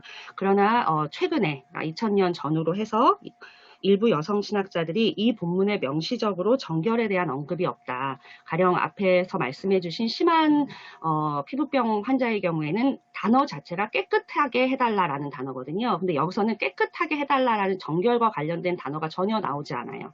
그래서 아예 정결에 대한 언급이 없다라는 사실에서 출발해서 이 본문이 오히려 정결 자체가 아니라, 그러니까 유대인들의 정결법과 관련해서가 아니라 오히려 오직 신체적 질병이라는 질병의 치유라는 관점에서만 해석해야 되는 것이 아닌가라고 의문을 제기해 왔습니다.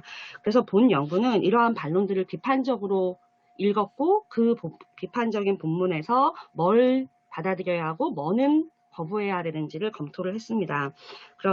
그럼에도 불구하고 이런 반론들이 한계가 있었던 것은 협소하게 5장 25절에서부터 34절 본문에만 초점을 두었고 마가복음 플롯 전체가 아까 말씀드린 심한 피부병 환자의 치유까지 포함해서 유대 성전 중심의 정결 이데올로기에 맞서는 하나님 나라 운동의 사회적 논리를 제시하고 있다는 점, 그래서 이 본문이 그 플롯의 한 국면이지 이 본문만 떼서 연구할 수 있는 본문이 아니라는 점을 인식하지 못했다고 평가를 했습니다.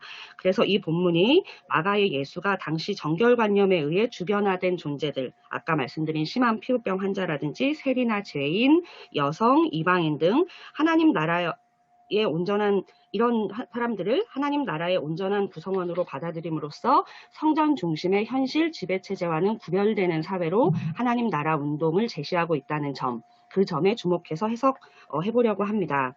그래서 먼저 본 논문은 인류학적 관찰에 기대어 정결 오염 체계에 담긴 사회적 논리를 먼저 관찰하고 이것을 전제로 본문을 해석한 다음에 이 정결 이데올로기가 말하는 몸 이해와 5장 25절 34절에 하혈하는 여인 치유에 나타난 몸 이해가 어떻게 대조되고 상대되는지를 검토하려는 그런 방향으로 나아갑니다.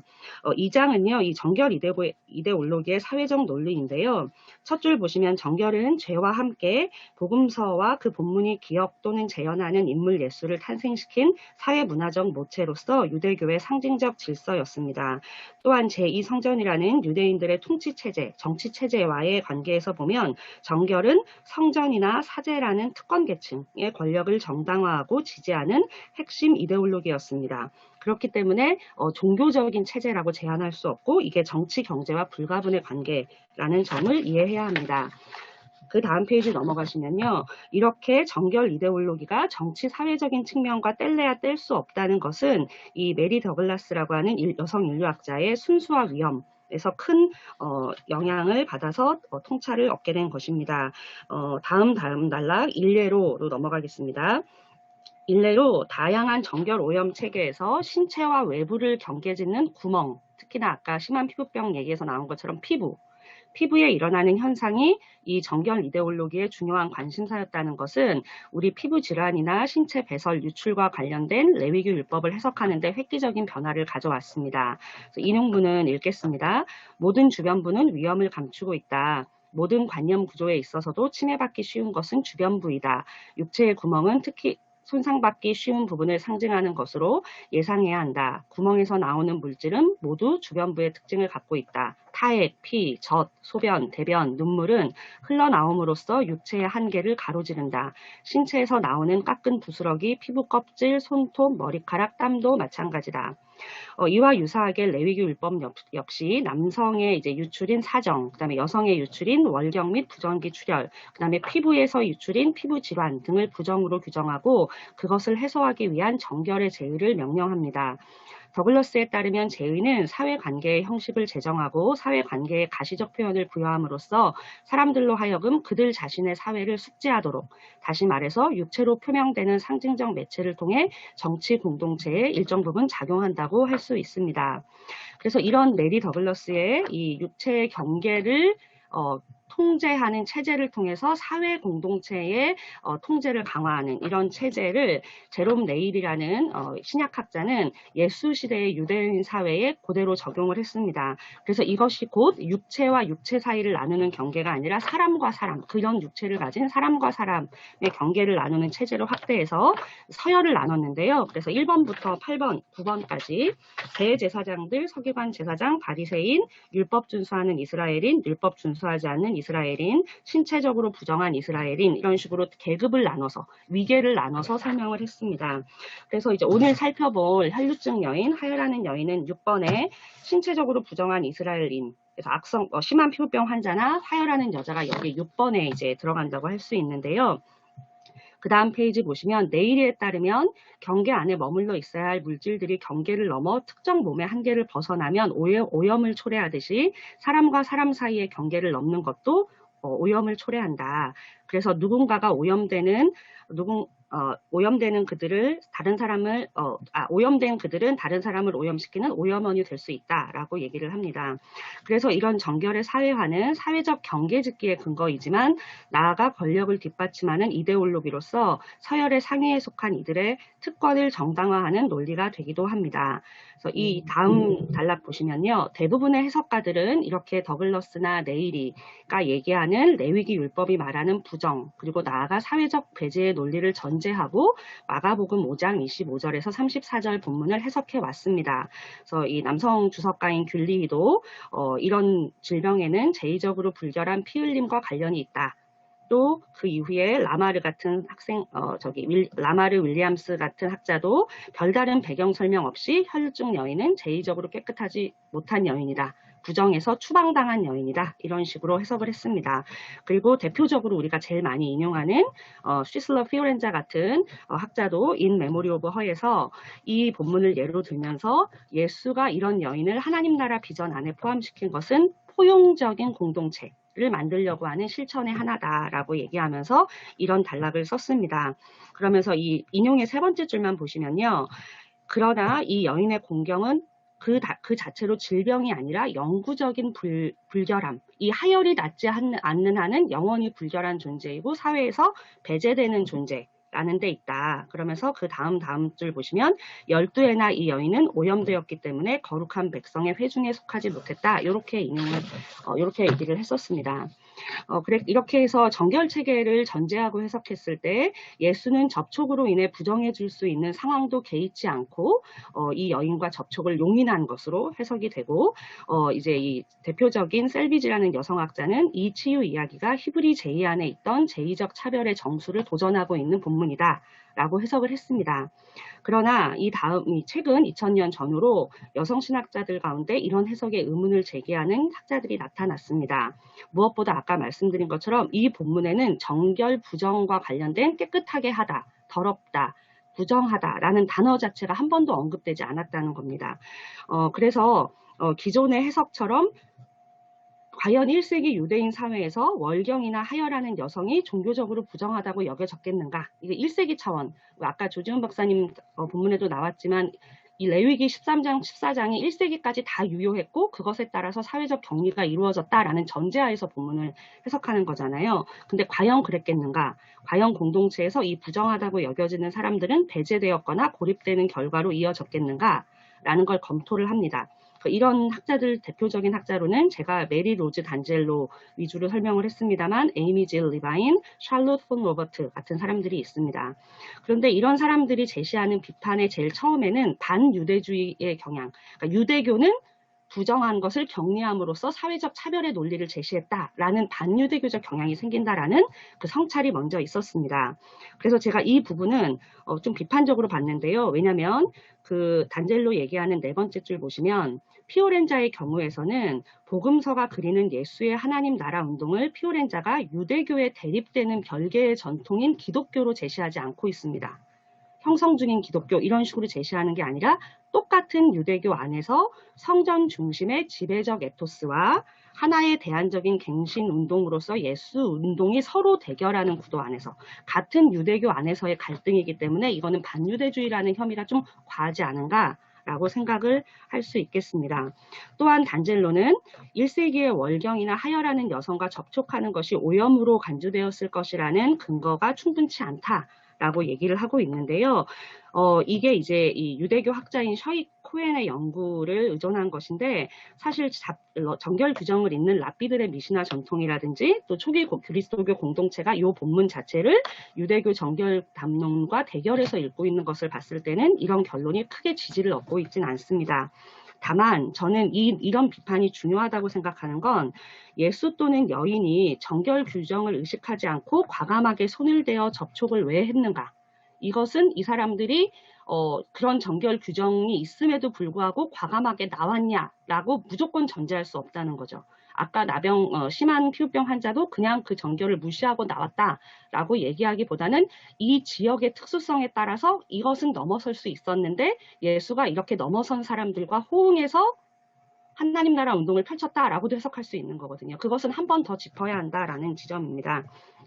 특히나 리차드 홀슬리 같은 사회학적 비평하는 학자는 갈릴리는 유대 성전 중심의 예루살렘 주변의 유대랑 똑같지 않았다. 갈릴리는 크게 정결 이데올로기에 실질적으로는 영향받지 않았을 거다. 오히려 실질적으로 영향받지 않은 사람들이 자기 몸의 필요로부터 나온 사람들의 호응해서 예수가 하나님 나라 운동을 성전 중심의 지배올로기에 맞서서 세웠다라고도 해석할 수 있다는 점입니다. 저는 이제 이쪽으로 끌고 가는 건데요.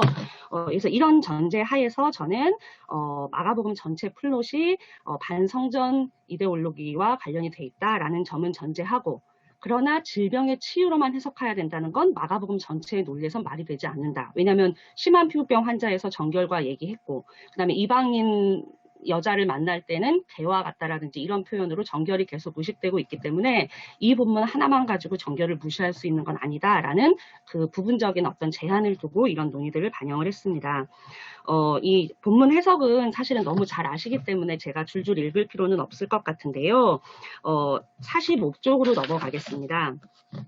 45쪽으로 이 세 번째 27절부터 읽겠습니다. 27절에 이어지는 세 동사, 그러니까 듣고서 다가가 뒤에서 그의 옷을 만졌다라는 이 여인의 행위는 여인은 이 행위에서 예수와 주변에 있는 무리가 모르도록 시선을 피해 뒤에서 은밀하게 행동합니다. 이 치유 장면을 둘러싼 이야기의 야이로처럼 또 더 멀리는 심한 피부병 환자처럼 그녀는 예수의 눈앞에서 공개적으로 요청할 수 없었습니다. 이 여인이 의식한 것은 이 비판하는 학자들이 보는 것처럼 유대 정결법 그 자체가 아닐 수 있습니다. 고대 가부장제 사회의 남성과 여성에게 각기 다르게 적용된 명예와 수치 문화였을 수 있습니다. 악성 피부병 환자가 부정한 상태인데도 남자로서 동료 남성인 예수에게 다가가 어떻게 보면은 공평한 차원에서 간청할 수 있었던 것과 달리 여인은 보호자도 없는 홀몸으로 공개적인 장소에 나가 외간 남자에게 독자적인 행동을 할 수 없었던 그 당시 문화의 격차일 수 있습니다. 그랬다면 수치를 모르는, 염치를 모르는 여인이라는 비난을 받았을 것입니다. 그렇다고 외간 남자에게 몰래 손을 댄 행위 자체가 떳떳한 행위는 아니었을 것입니다. 그녀의 행동은 치료를 위한 대안이 더 이상 남지 않은 이 여자의 특수한 상황 속에서 사회적으로 용인되는 행동을 넘어서 자기의 이익을 모색하기 위한 스스로의 자부책이라는 점에서 약자들의 무기라고 말할 수도 있을 겁니다. 아무도 모르게 결행해서 병자를 치유하는 예수의 능력으로 치유를 받을 수 있다면 여인은 비난받지 않고 소기의 목적을 달성할 수 있을 것이다 라고 생각했다고도 볼 수 있는 거죠. 네, 그래서 이제 이것을 깨끗해질 거라고 얘기하지 않고 그 28절에서는 구원을 얻을 것이다 라고 표현되어 있거든요. 그래서 이것도 이 예수를 통해 이 여인이 신체적 치유만이 아니라 사회적 종교적 온전성을 회복받을 거다라는 그 의도를 표현하는 거죠. 그래서 여인에게 질환의 치유는 삶의 온전성을 회복하는 출발점이라는 의미가 있었습니다. 뒷장 넘어가고요. 2막에서는 2막에서는 이 서술의 초점이 제가 1막과 2막을 나눈 것은 여인의 행동에다 초점을 주고 했던 1막과 예수가 그걸 인지하고 나서 하는 행동의 그 병행, 패럴렐을 중심으로 놓고 2막으로 나눈 건데요. 이 내레이터가 서술의 초점을 예수에게로 옮기면서 똑같은 서술을 합니다. 피 흘림이 그쳤다는 것을 여인이 몸으로 느낀다면 예수도 이 자기 몸에서 능력이 나갔다는 것을 느낍니다. 똑같이 느끼는데요. 이 자기 안에서는 여인의 경우처럼 몸에서라고 되지 않고 그냥 자기 안에서라고 되어 있지만 이 거룩한 영의 사람인 예수가 자신에게서 성령이 흘러나가는 것을 자신의 존재 안에서 감지했다고 볼 수 있다면 그 몸과 자기를 나눌 수는 없는 거죠. 그 몸이 예수의 자기이기 때문입니다. 그래서 이 서로 몸의 대화를 하고 있다라는 점을 제가 강조했고요. 그리고 제자들이 누가 나의 옷을 만졌는가라고 예수가 물었을 때 이렇게 사람들이 많이 만지고 있는데 왜 물으시냐고 묻잖아요. 그런데 이 제자들은 당신은 무리가 에워싸 미는 것을 보시면서도 이렇게 질문하십니까? 라고 묻는데 상황적으로 이 답변은 합리적인 질문일지 모르겠지만 여인과 예수 사이에 일어나고 있는 이 몸과 몸 사이의 대화를 전혀 모르고 있는 이 보이는 것만 보면서 뭘 이해하고 있는 제자들의 모습을 보여줍니다. 그래서 이제 예수가 주위를 돌아보고 이 여인을 결국 앞에 나서도록 끌어내는데요. 이 47쪽 보시면 이 과정 때문에 제자들이 어리석은 답변을 하고 예수가 한 번 더 둘러봄으로써 여인이 자발적으로 나서는 이 장면 때문에 47쪽 처음 보시면 이 고백의 과정에서 여인과 예수 이 둘만 느끼고 감지한 일을 현장에 함께 있던 모든 이들이 알게 됩니다. 그래서 허락도 없이 예수의 몸에 손을 댄 여인이 고침을 받았다. 그리고 이 사건이 한 여인의 인생을 넘어 예수의 하나님 나라 운동을 이야기하는 이들 모두가 기억하는 그런 일이 됩니다. 그런데 이 마가의 본문을요, 마태 같은 경우는 이 공적 성격을 다 축소하고 이 여인과 예수 사이의 대화로 만들어 놓습니다. 그리고 예수가 이 만진 걸 알아채고 나서야 치유가 된 것으로 순서를 바꿔놓습니다. 이거는 이 여인의 역할, 만짐으로써 바로 치유되었다는 것을 완전 바꾸면서 마가의 강조점을 해소해버리는 그런 지점인데요. 그런 점은 제가 이제 본문에서 강조했고요. 마지막 제가 이제 결론이 조금 약한데 이 부분 함께 읽겠습니다. 이상에서 살펴본 혈루증 여인의 치유 이야기를 성전 중심의 정결 이데올로기와 대조군으로서 한번 본다면 이 정결 담론이 정결한 몸과 부정한 몸을 나누는 데서 그치지 않고 정결한 몸들로부터 부정한 몸들을 분리해서 오직 전자의 안전을 후자로부터 방어하는 데 1차적 목적을 두는 체계라는 점이 대조가 됩니다. 그래서 아직 오염되지 않은 몸이 부정한 몸과의 접촉을 경계할 때 오염되지 않는 몸 역시 부정해질 수도 있기 때문에 어떤 의미에서는 부정하든 않든 모든 몸은 부정할 수 있다는 점에서 보편적 취약성을 인지할 수도 있는 체제적 가능성이 있거든요. 그런데 정결 담론은 그쪽으로 나가지 않고 오직 몸들을 서열화해서 부정한 몸들을 주변에 두거나 배제함으로써 사회 구성원 간의 불평등을 당연시하는 쪽으로, 그리고 아직 부정하지 않은 몸의 특권을 강화하는 쪽으로 나아갑니다. 그런데 이 마가복음 5장의 이 치유 장면은 정결 오염 체계가 제시하는 서열화된 몸의 이미지를 완전히 뒤집습니다. 특히나 예수와 여인은 서로의 몸을 감지하는 쌍방성을 보여줍니다. 오직 오염된 자들이 오염시킬 수 있는 일방향만 강조하는 게 아니라는 거죠. 그리고 이 캔디다 모스라는 사람은 우리 몸에 예수나 이 여인이나 똑같이 구멍이 나 있다. 그래서 서로 능력이든 오염 물질이든 흘리는 존재다라는 점을 강조했거든요. 그런데 이 점을 제가 이제 전유해서 이 예수나 여인은 둘 다 구멍 나고 뭔가를 새서 흘리는 존재들이다. 바라지 않는데도 여인이 피를 흘리듯 예수 역시 자신 안에 있는 능력을 통제하지 못하고 흘리는 존재다.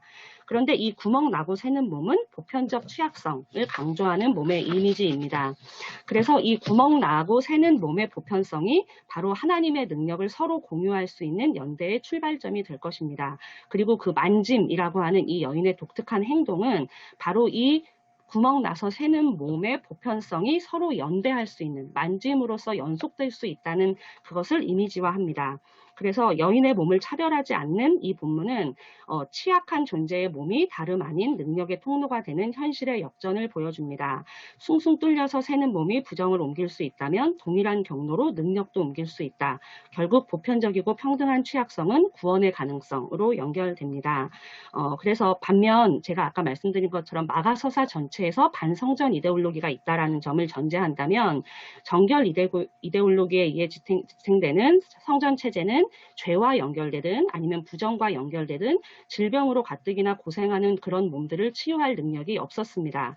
2장 1절 12절에서 중풍병자 치유 논쟁에서도 볼 수 있듯이 죄의 결과로 여겨지는 질병이나 장애에 대해서는 무능하지만 또는 무관심하지만 죄를 사한다라고 하는 명분으로 자원도 가져가고 사제들은 죄의 사유를 독점하는 특권도 누리고 있습니다. 부정도 마찬가지입니다.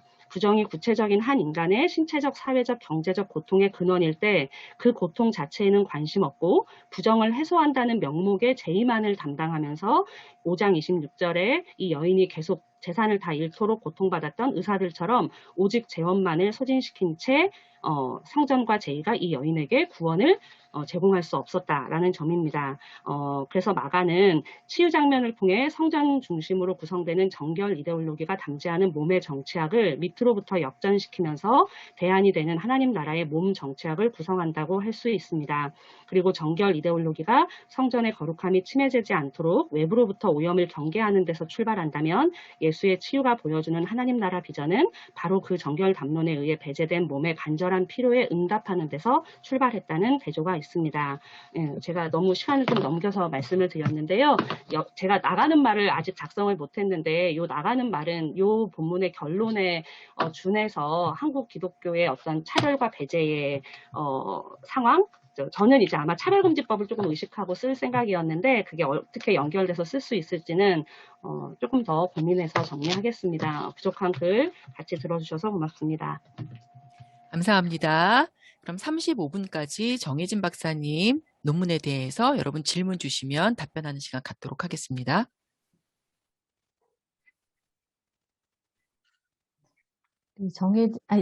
네. 네, 조지훈 박사님. 네. 예, 정희진 박사님 제 말씀 잘 들었고요.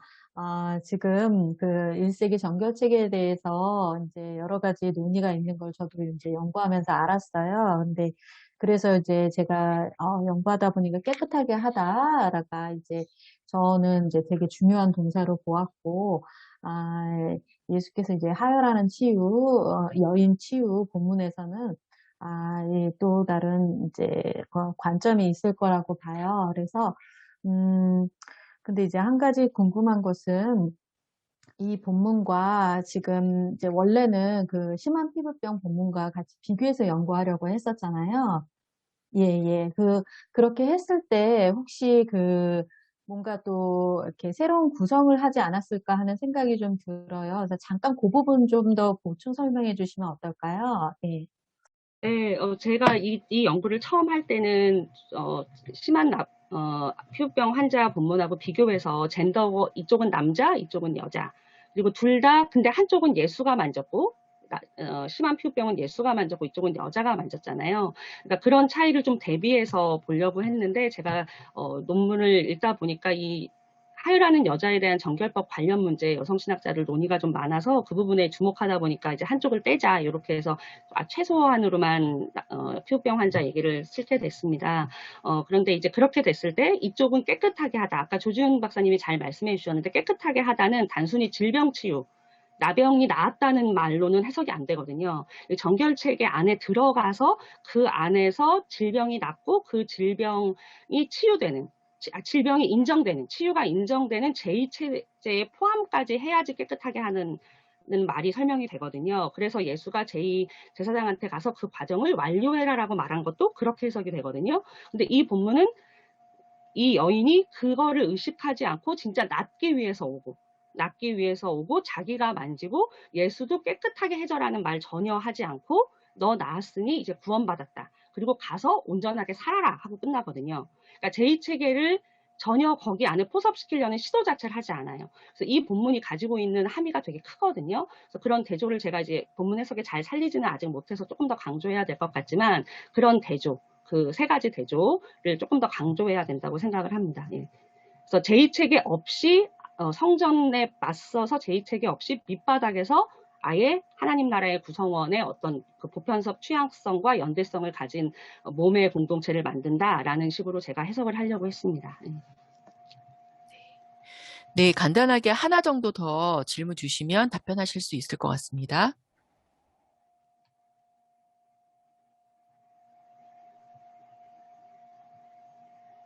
제가 아까 조지훈 박사님하고 지금 정혜진 박사님의 논문이 통하는 것 같아서 그냥 조지훈 박사님한테 드리고 싶었던 질문을 여기서 같이 드리고 싶은데요. 지금 대의적인 상황에서의 치유 이런 얘기를 또 이제 정혜진 박사님은 사회정치학적으로 좀 발전시켜서 더 많은 것들을 배울 수 있는 기회가 됐었고요. 레프라와 관련돼 가지고 쓴 조지훈 박사님의 논문이 레프라가 심한 피부병이라고 하는 것으로 하는 제안 하나하고 또 다른 측면에서는 이것이 단순한 어떤 의학적인 치유가 아니라 제의적인 그런 관점이 있다고 한 지적이 저는 두 가지 공헌점이 있다고 보는데 그렇다면 지금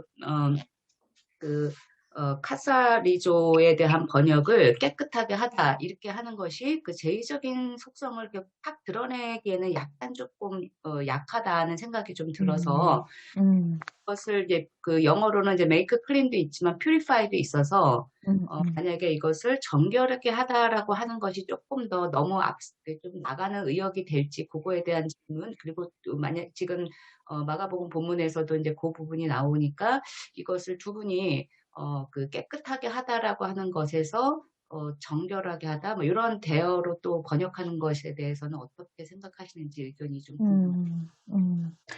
일단 예, 제가 말씀드릴 텐데요. 제가 이제 아까 읽지 않은 것 중에 1882년 예수종교 누가복음 준셔에서는 카타리조를 간정하다라고 번역을 한 적이 있어요.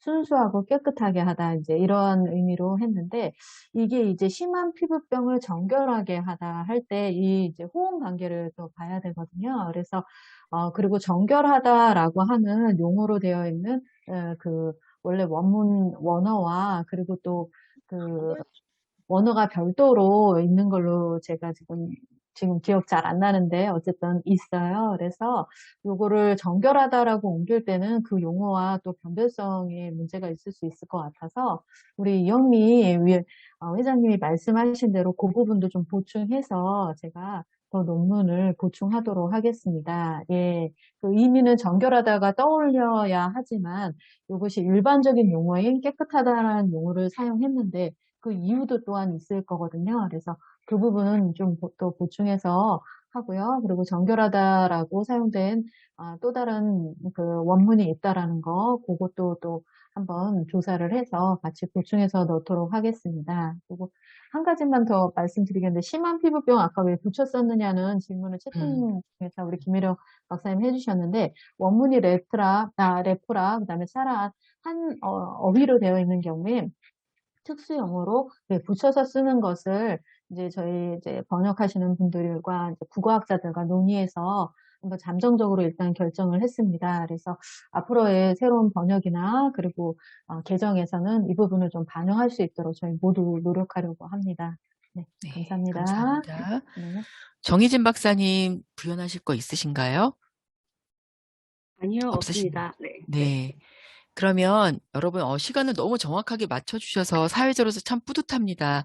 저의 역할은 여기까지인데 아까 몇 분이 더 질문 못하신 분들이 또 있어서 여러분이 생각하실 동안 여러분이 채팅창에 올려주신 거 몇 가지 제가 읽어드리고 또 여러분 질문이 생각나시면 한 5분에서 10분 정도만 저희가 더 시간을 쓰도록 하겠습니다. 백 교수님의 아픔에 대해서 공감하는 메시지들이 많았습니다. 여러분, 예, 계속 기도해 주시고, 예, 그러기를 원합니다. 네. 저 한마디만 해도 될까요? 네네네. 네, 이런 모습으로 나타나서 너무 죄송하고요. 저는 세 분 발표 들으면서 뭐 꼭 종합 토론까지는 아닙니다만 너무 큰 인사이트와 배움이 있었고요. 무엇보다 우리 회장님도 채팅판에다 적어주셨지만 우리 존재의 구멍을 통해서 흘러나오는 것이 오염물질만이 아니라 능력도 흘러나온다는 그 말씀이 어떻게 말하면 이 세 분 발표를 관통하는 그리고 우리 치유와 여성신학에서 붙잡아야 되는 어떤 소망스러운 부분이 아닌가 이런 생각이 들고요. 한 가지 제가 관점을 이제 병자로서 관점을 한 가지만 짧게 보탠다면 이들이 피부병으로까지 그러니까 심한 피부병으로까지 이 속 안에 있는 어떤 그 존재의 부분들이 그 고통의 부분들이 흘러나올 수밖에 없었던 원인 대한 부분들도 저희가 한 번쯤은 성찰을 해봐야 되는 부분이 아닌가라는 생각이 들고요. 그 각자가 처해 있던 사회나 제도에서 그들의 배치가 어땠을지, 그냥 그러니까 저 개인적인 경험들을 반영하면서 하는 얘기인데, 결국은 그 제도나 사회의 그 모든 배치의 그 과도한 이제 억압과 부정의 어떤 교집합 속에서, 제가 요즘에 신학적으로 가지고 있는 존재의 기공성, porosity of being이라는 걸 요즘에 제가 천착하고 있는데, 그 안에서 능력이 나오지 못하고 오히려 고통의 흔적들이 나오고 있는 그런 모습의 한 흔적으로 바라봐 주는 것도, 저희가 뭐 1세기부터 21세기를 떠나서 치유를 바라보는 여성시대적 관점에 좀 보탬이 되지 않을까 그렇게 생각합니다. 감사합니다. 네, 좋은 말씀 감사합니다. 네, 그 다음에, 예. 그냥 여러분이 그 인사이트 주신 거, 메시지 주신 거 그냥 제가 간단히 읽어드리겠습니다. 이영미 회장님, 사이보그 몸에 대한 논의와도 연관될 수 있을 것 같습니다. 이주아 박사님 발제에서 주신 건데요. 이 발제에서 언급된 것처럼 성에서 소외된 사람들에게 사이보그 몸, 소위 섹스로봇이 주는 긍정적인 기능도 있는데 권력을 가진 남자의 시선이 아닌 통전적 몸의 이해를 반영하면서 섹스로봇의 긍정적인 기능을 수행할 수 있게 하는 방식은 없을까요? 질문 주셨는데요. 이조 박사님도 기억하셨다가 나중에 답변해 주시면 좋을 것 같습니다. 이어서 계속 이제 진미리 박사님, 이조 박사님 질문에 계속 드리는 질문인데요. 장애인 성 문제가 사회 문제와 인간 존엄 차원에서 큰 문제인데요. 그런 점에서 장애인을 위한 성 문제 해결 차원으로 섹스로봇에 대해 어느 정도의 차원으로 생각하고 계신지요? 중증 장애인 차원에서입니다. 라고 주셨고요. 예. 섹스로봇 성윤리 논의의 장이 공론화될 필요가 있다는 의견에 동의합니다. 그 전에 성평등한 성교육 공론화라도 참 갈 길이 멉니다. 라고 주셨고요. 구멍 나서 새는 몸의 보편성이 하나님의 능력을 서로 공유하는 연대 출발점이 된다. 참 멋진 결론입니다. 정혜진 박사님 발표 이해해 주신 것입니다. 유현희 박사님이 정결 한자어이긴 하나 찬성입니다. 라고 메시지를 주셨습니다. 네. 여기서 이제 답변이 나온 거는, 질문이 나온 거는 이주아 박사님 논문에 대한 질문이 메시지에서 나온 것 같은데 답변해 주시겠어요? 장애인에 대한 얘기네요. 섹스 로봇이라고 했을 때 아까 김혜령 선생님이랑도 잠시 얘기를 나눈 부분이라 연결이 되는데 우리가 지금 논의에서 명기해야 할 점은 현재적 시점과 미래적 시점입니다.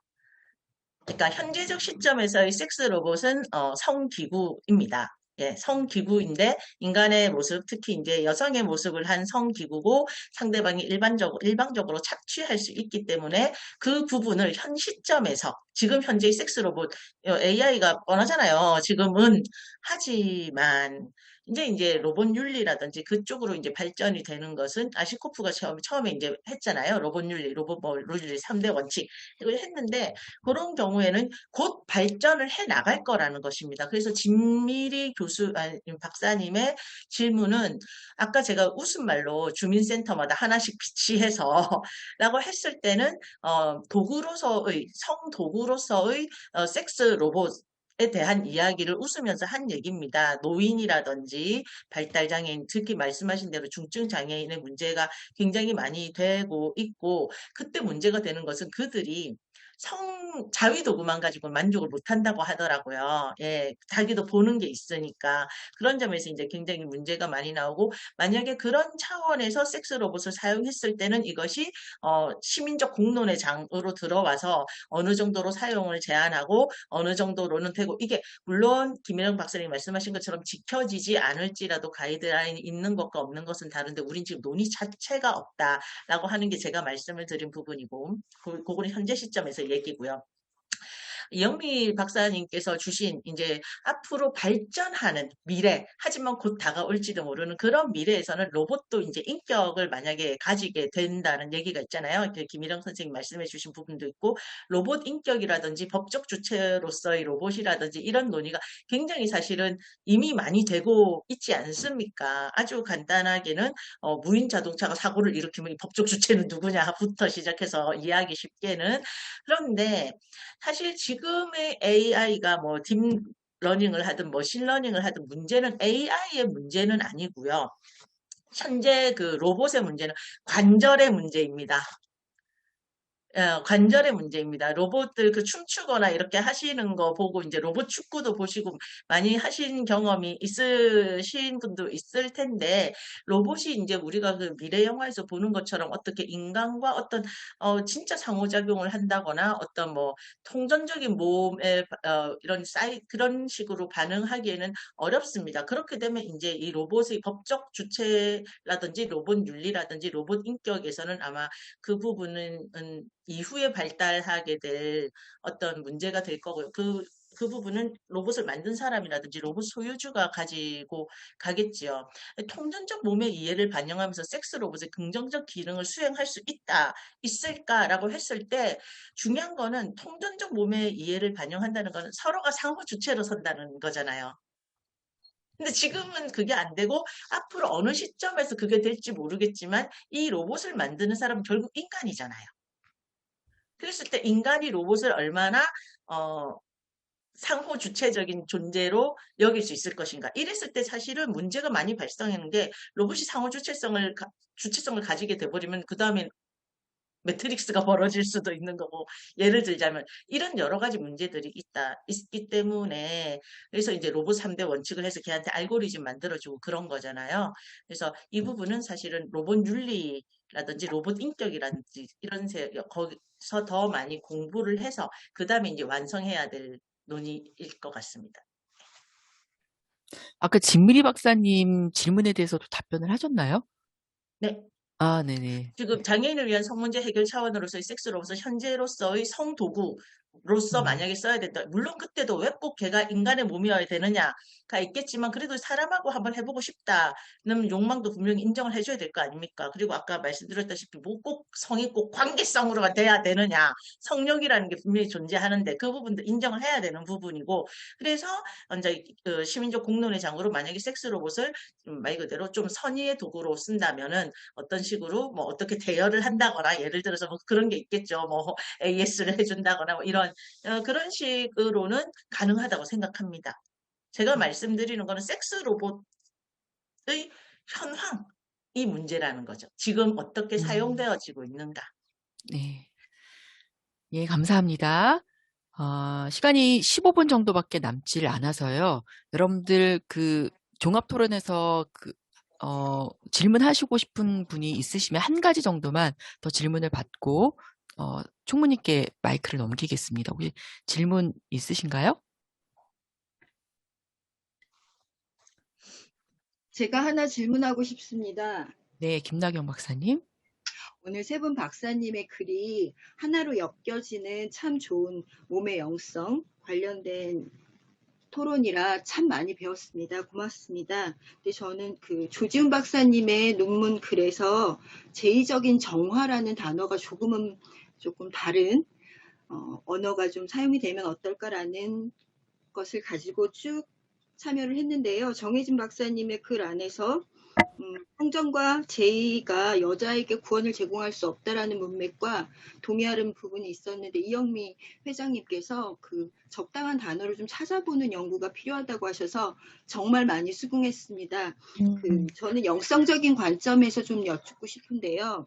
이주아 박사님까지 이제 뭐 섹스 로봇 이런 것까지 우리가 논의를 해야 하는 영성, 몸의 영성 안에서 프란치스칸 영성의 3대 덕목이라고 얘기되는 정결, 가난, 숙명에 대한 것을 이제 영성가들이 얘기를 할 때는 굉장히 많이 집중을 하게 되는데, 이 첫 번째 문제 정결, 이 부분에 대해서 몸에 대한 부딪힘이 너무나 많습니다. 그래서 선생님들 언어학적으로 또 사회적인 구조 안에서 여성의 몸이 자유롭게 흘러갈 수 있는 것에 대해서 우리가 어떤 논의를 조금 더 그 섹스 산업과 함께 더불어서 할 수 있는지 세 분의 의견들을 조금씩 들어보고 싶습니다.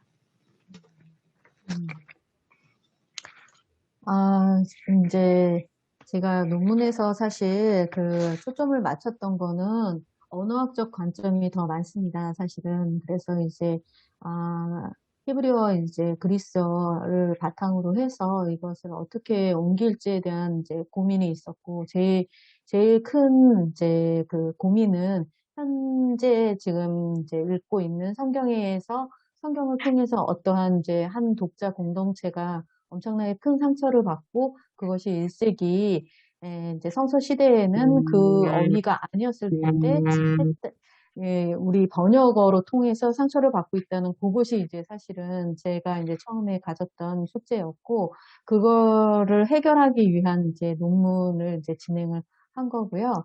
그 제의적 정화에 대한 이제 정화라는 이런 표현이 불편하시다면 사실은 요거는 제가 고치도록 하겠습니다. 근데 사실 이 논문의 핵심은 제의적 정결을 중요시하거나 강화하거나 이것이 아니라 그 정결 체계를 뛰어넘는 예수의 그 몸짓, 말씀, 그리고 또한 이것이 잘 이 복음의 메시지를 통해서 독자 공동체에게 전달돼야 하는 그 번역의 기능, 이런 것들이 사실 논문의 핵심이기 때문에 하지만 그래도 지금 우리 김나경 박사님이 의견 주신 대로 이런 용어에 있어서 좀 더 가다듬는 작업을 계속적으로 하도록 하겠습니다. 네, 감사합니다.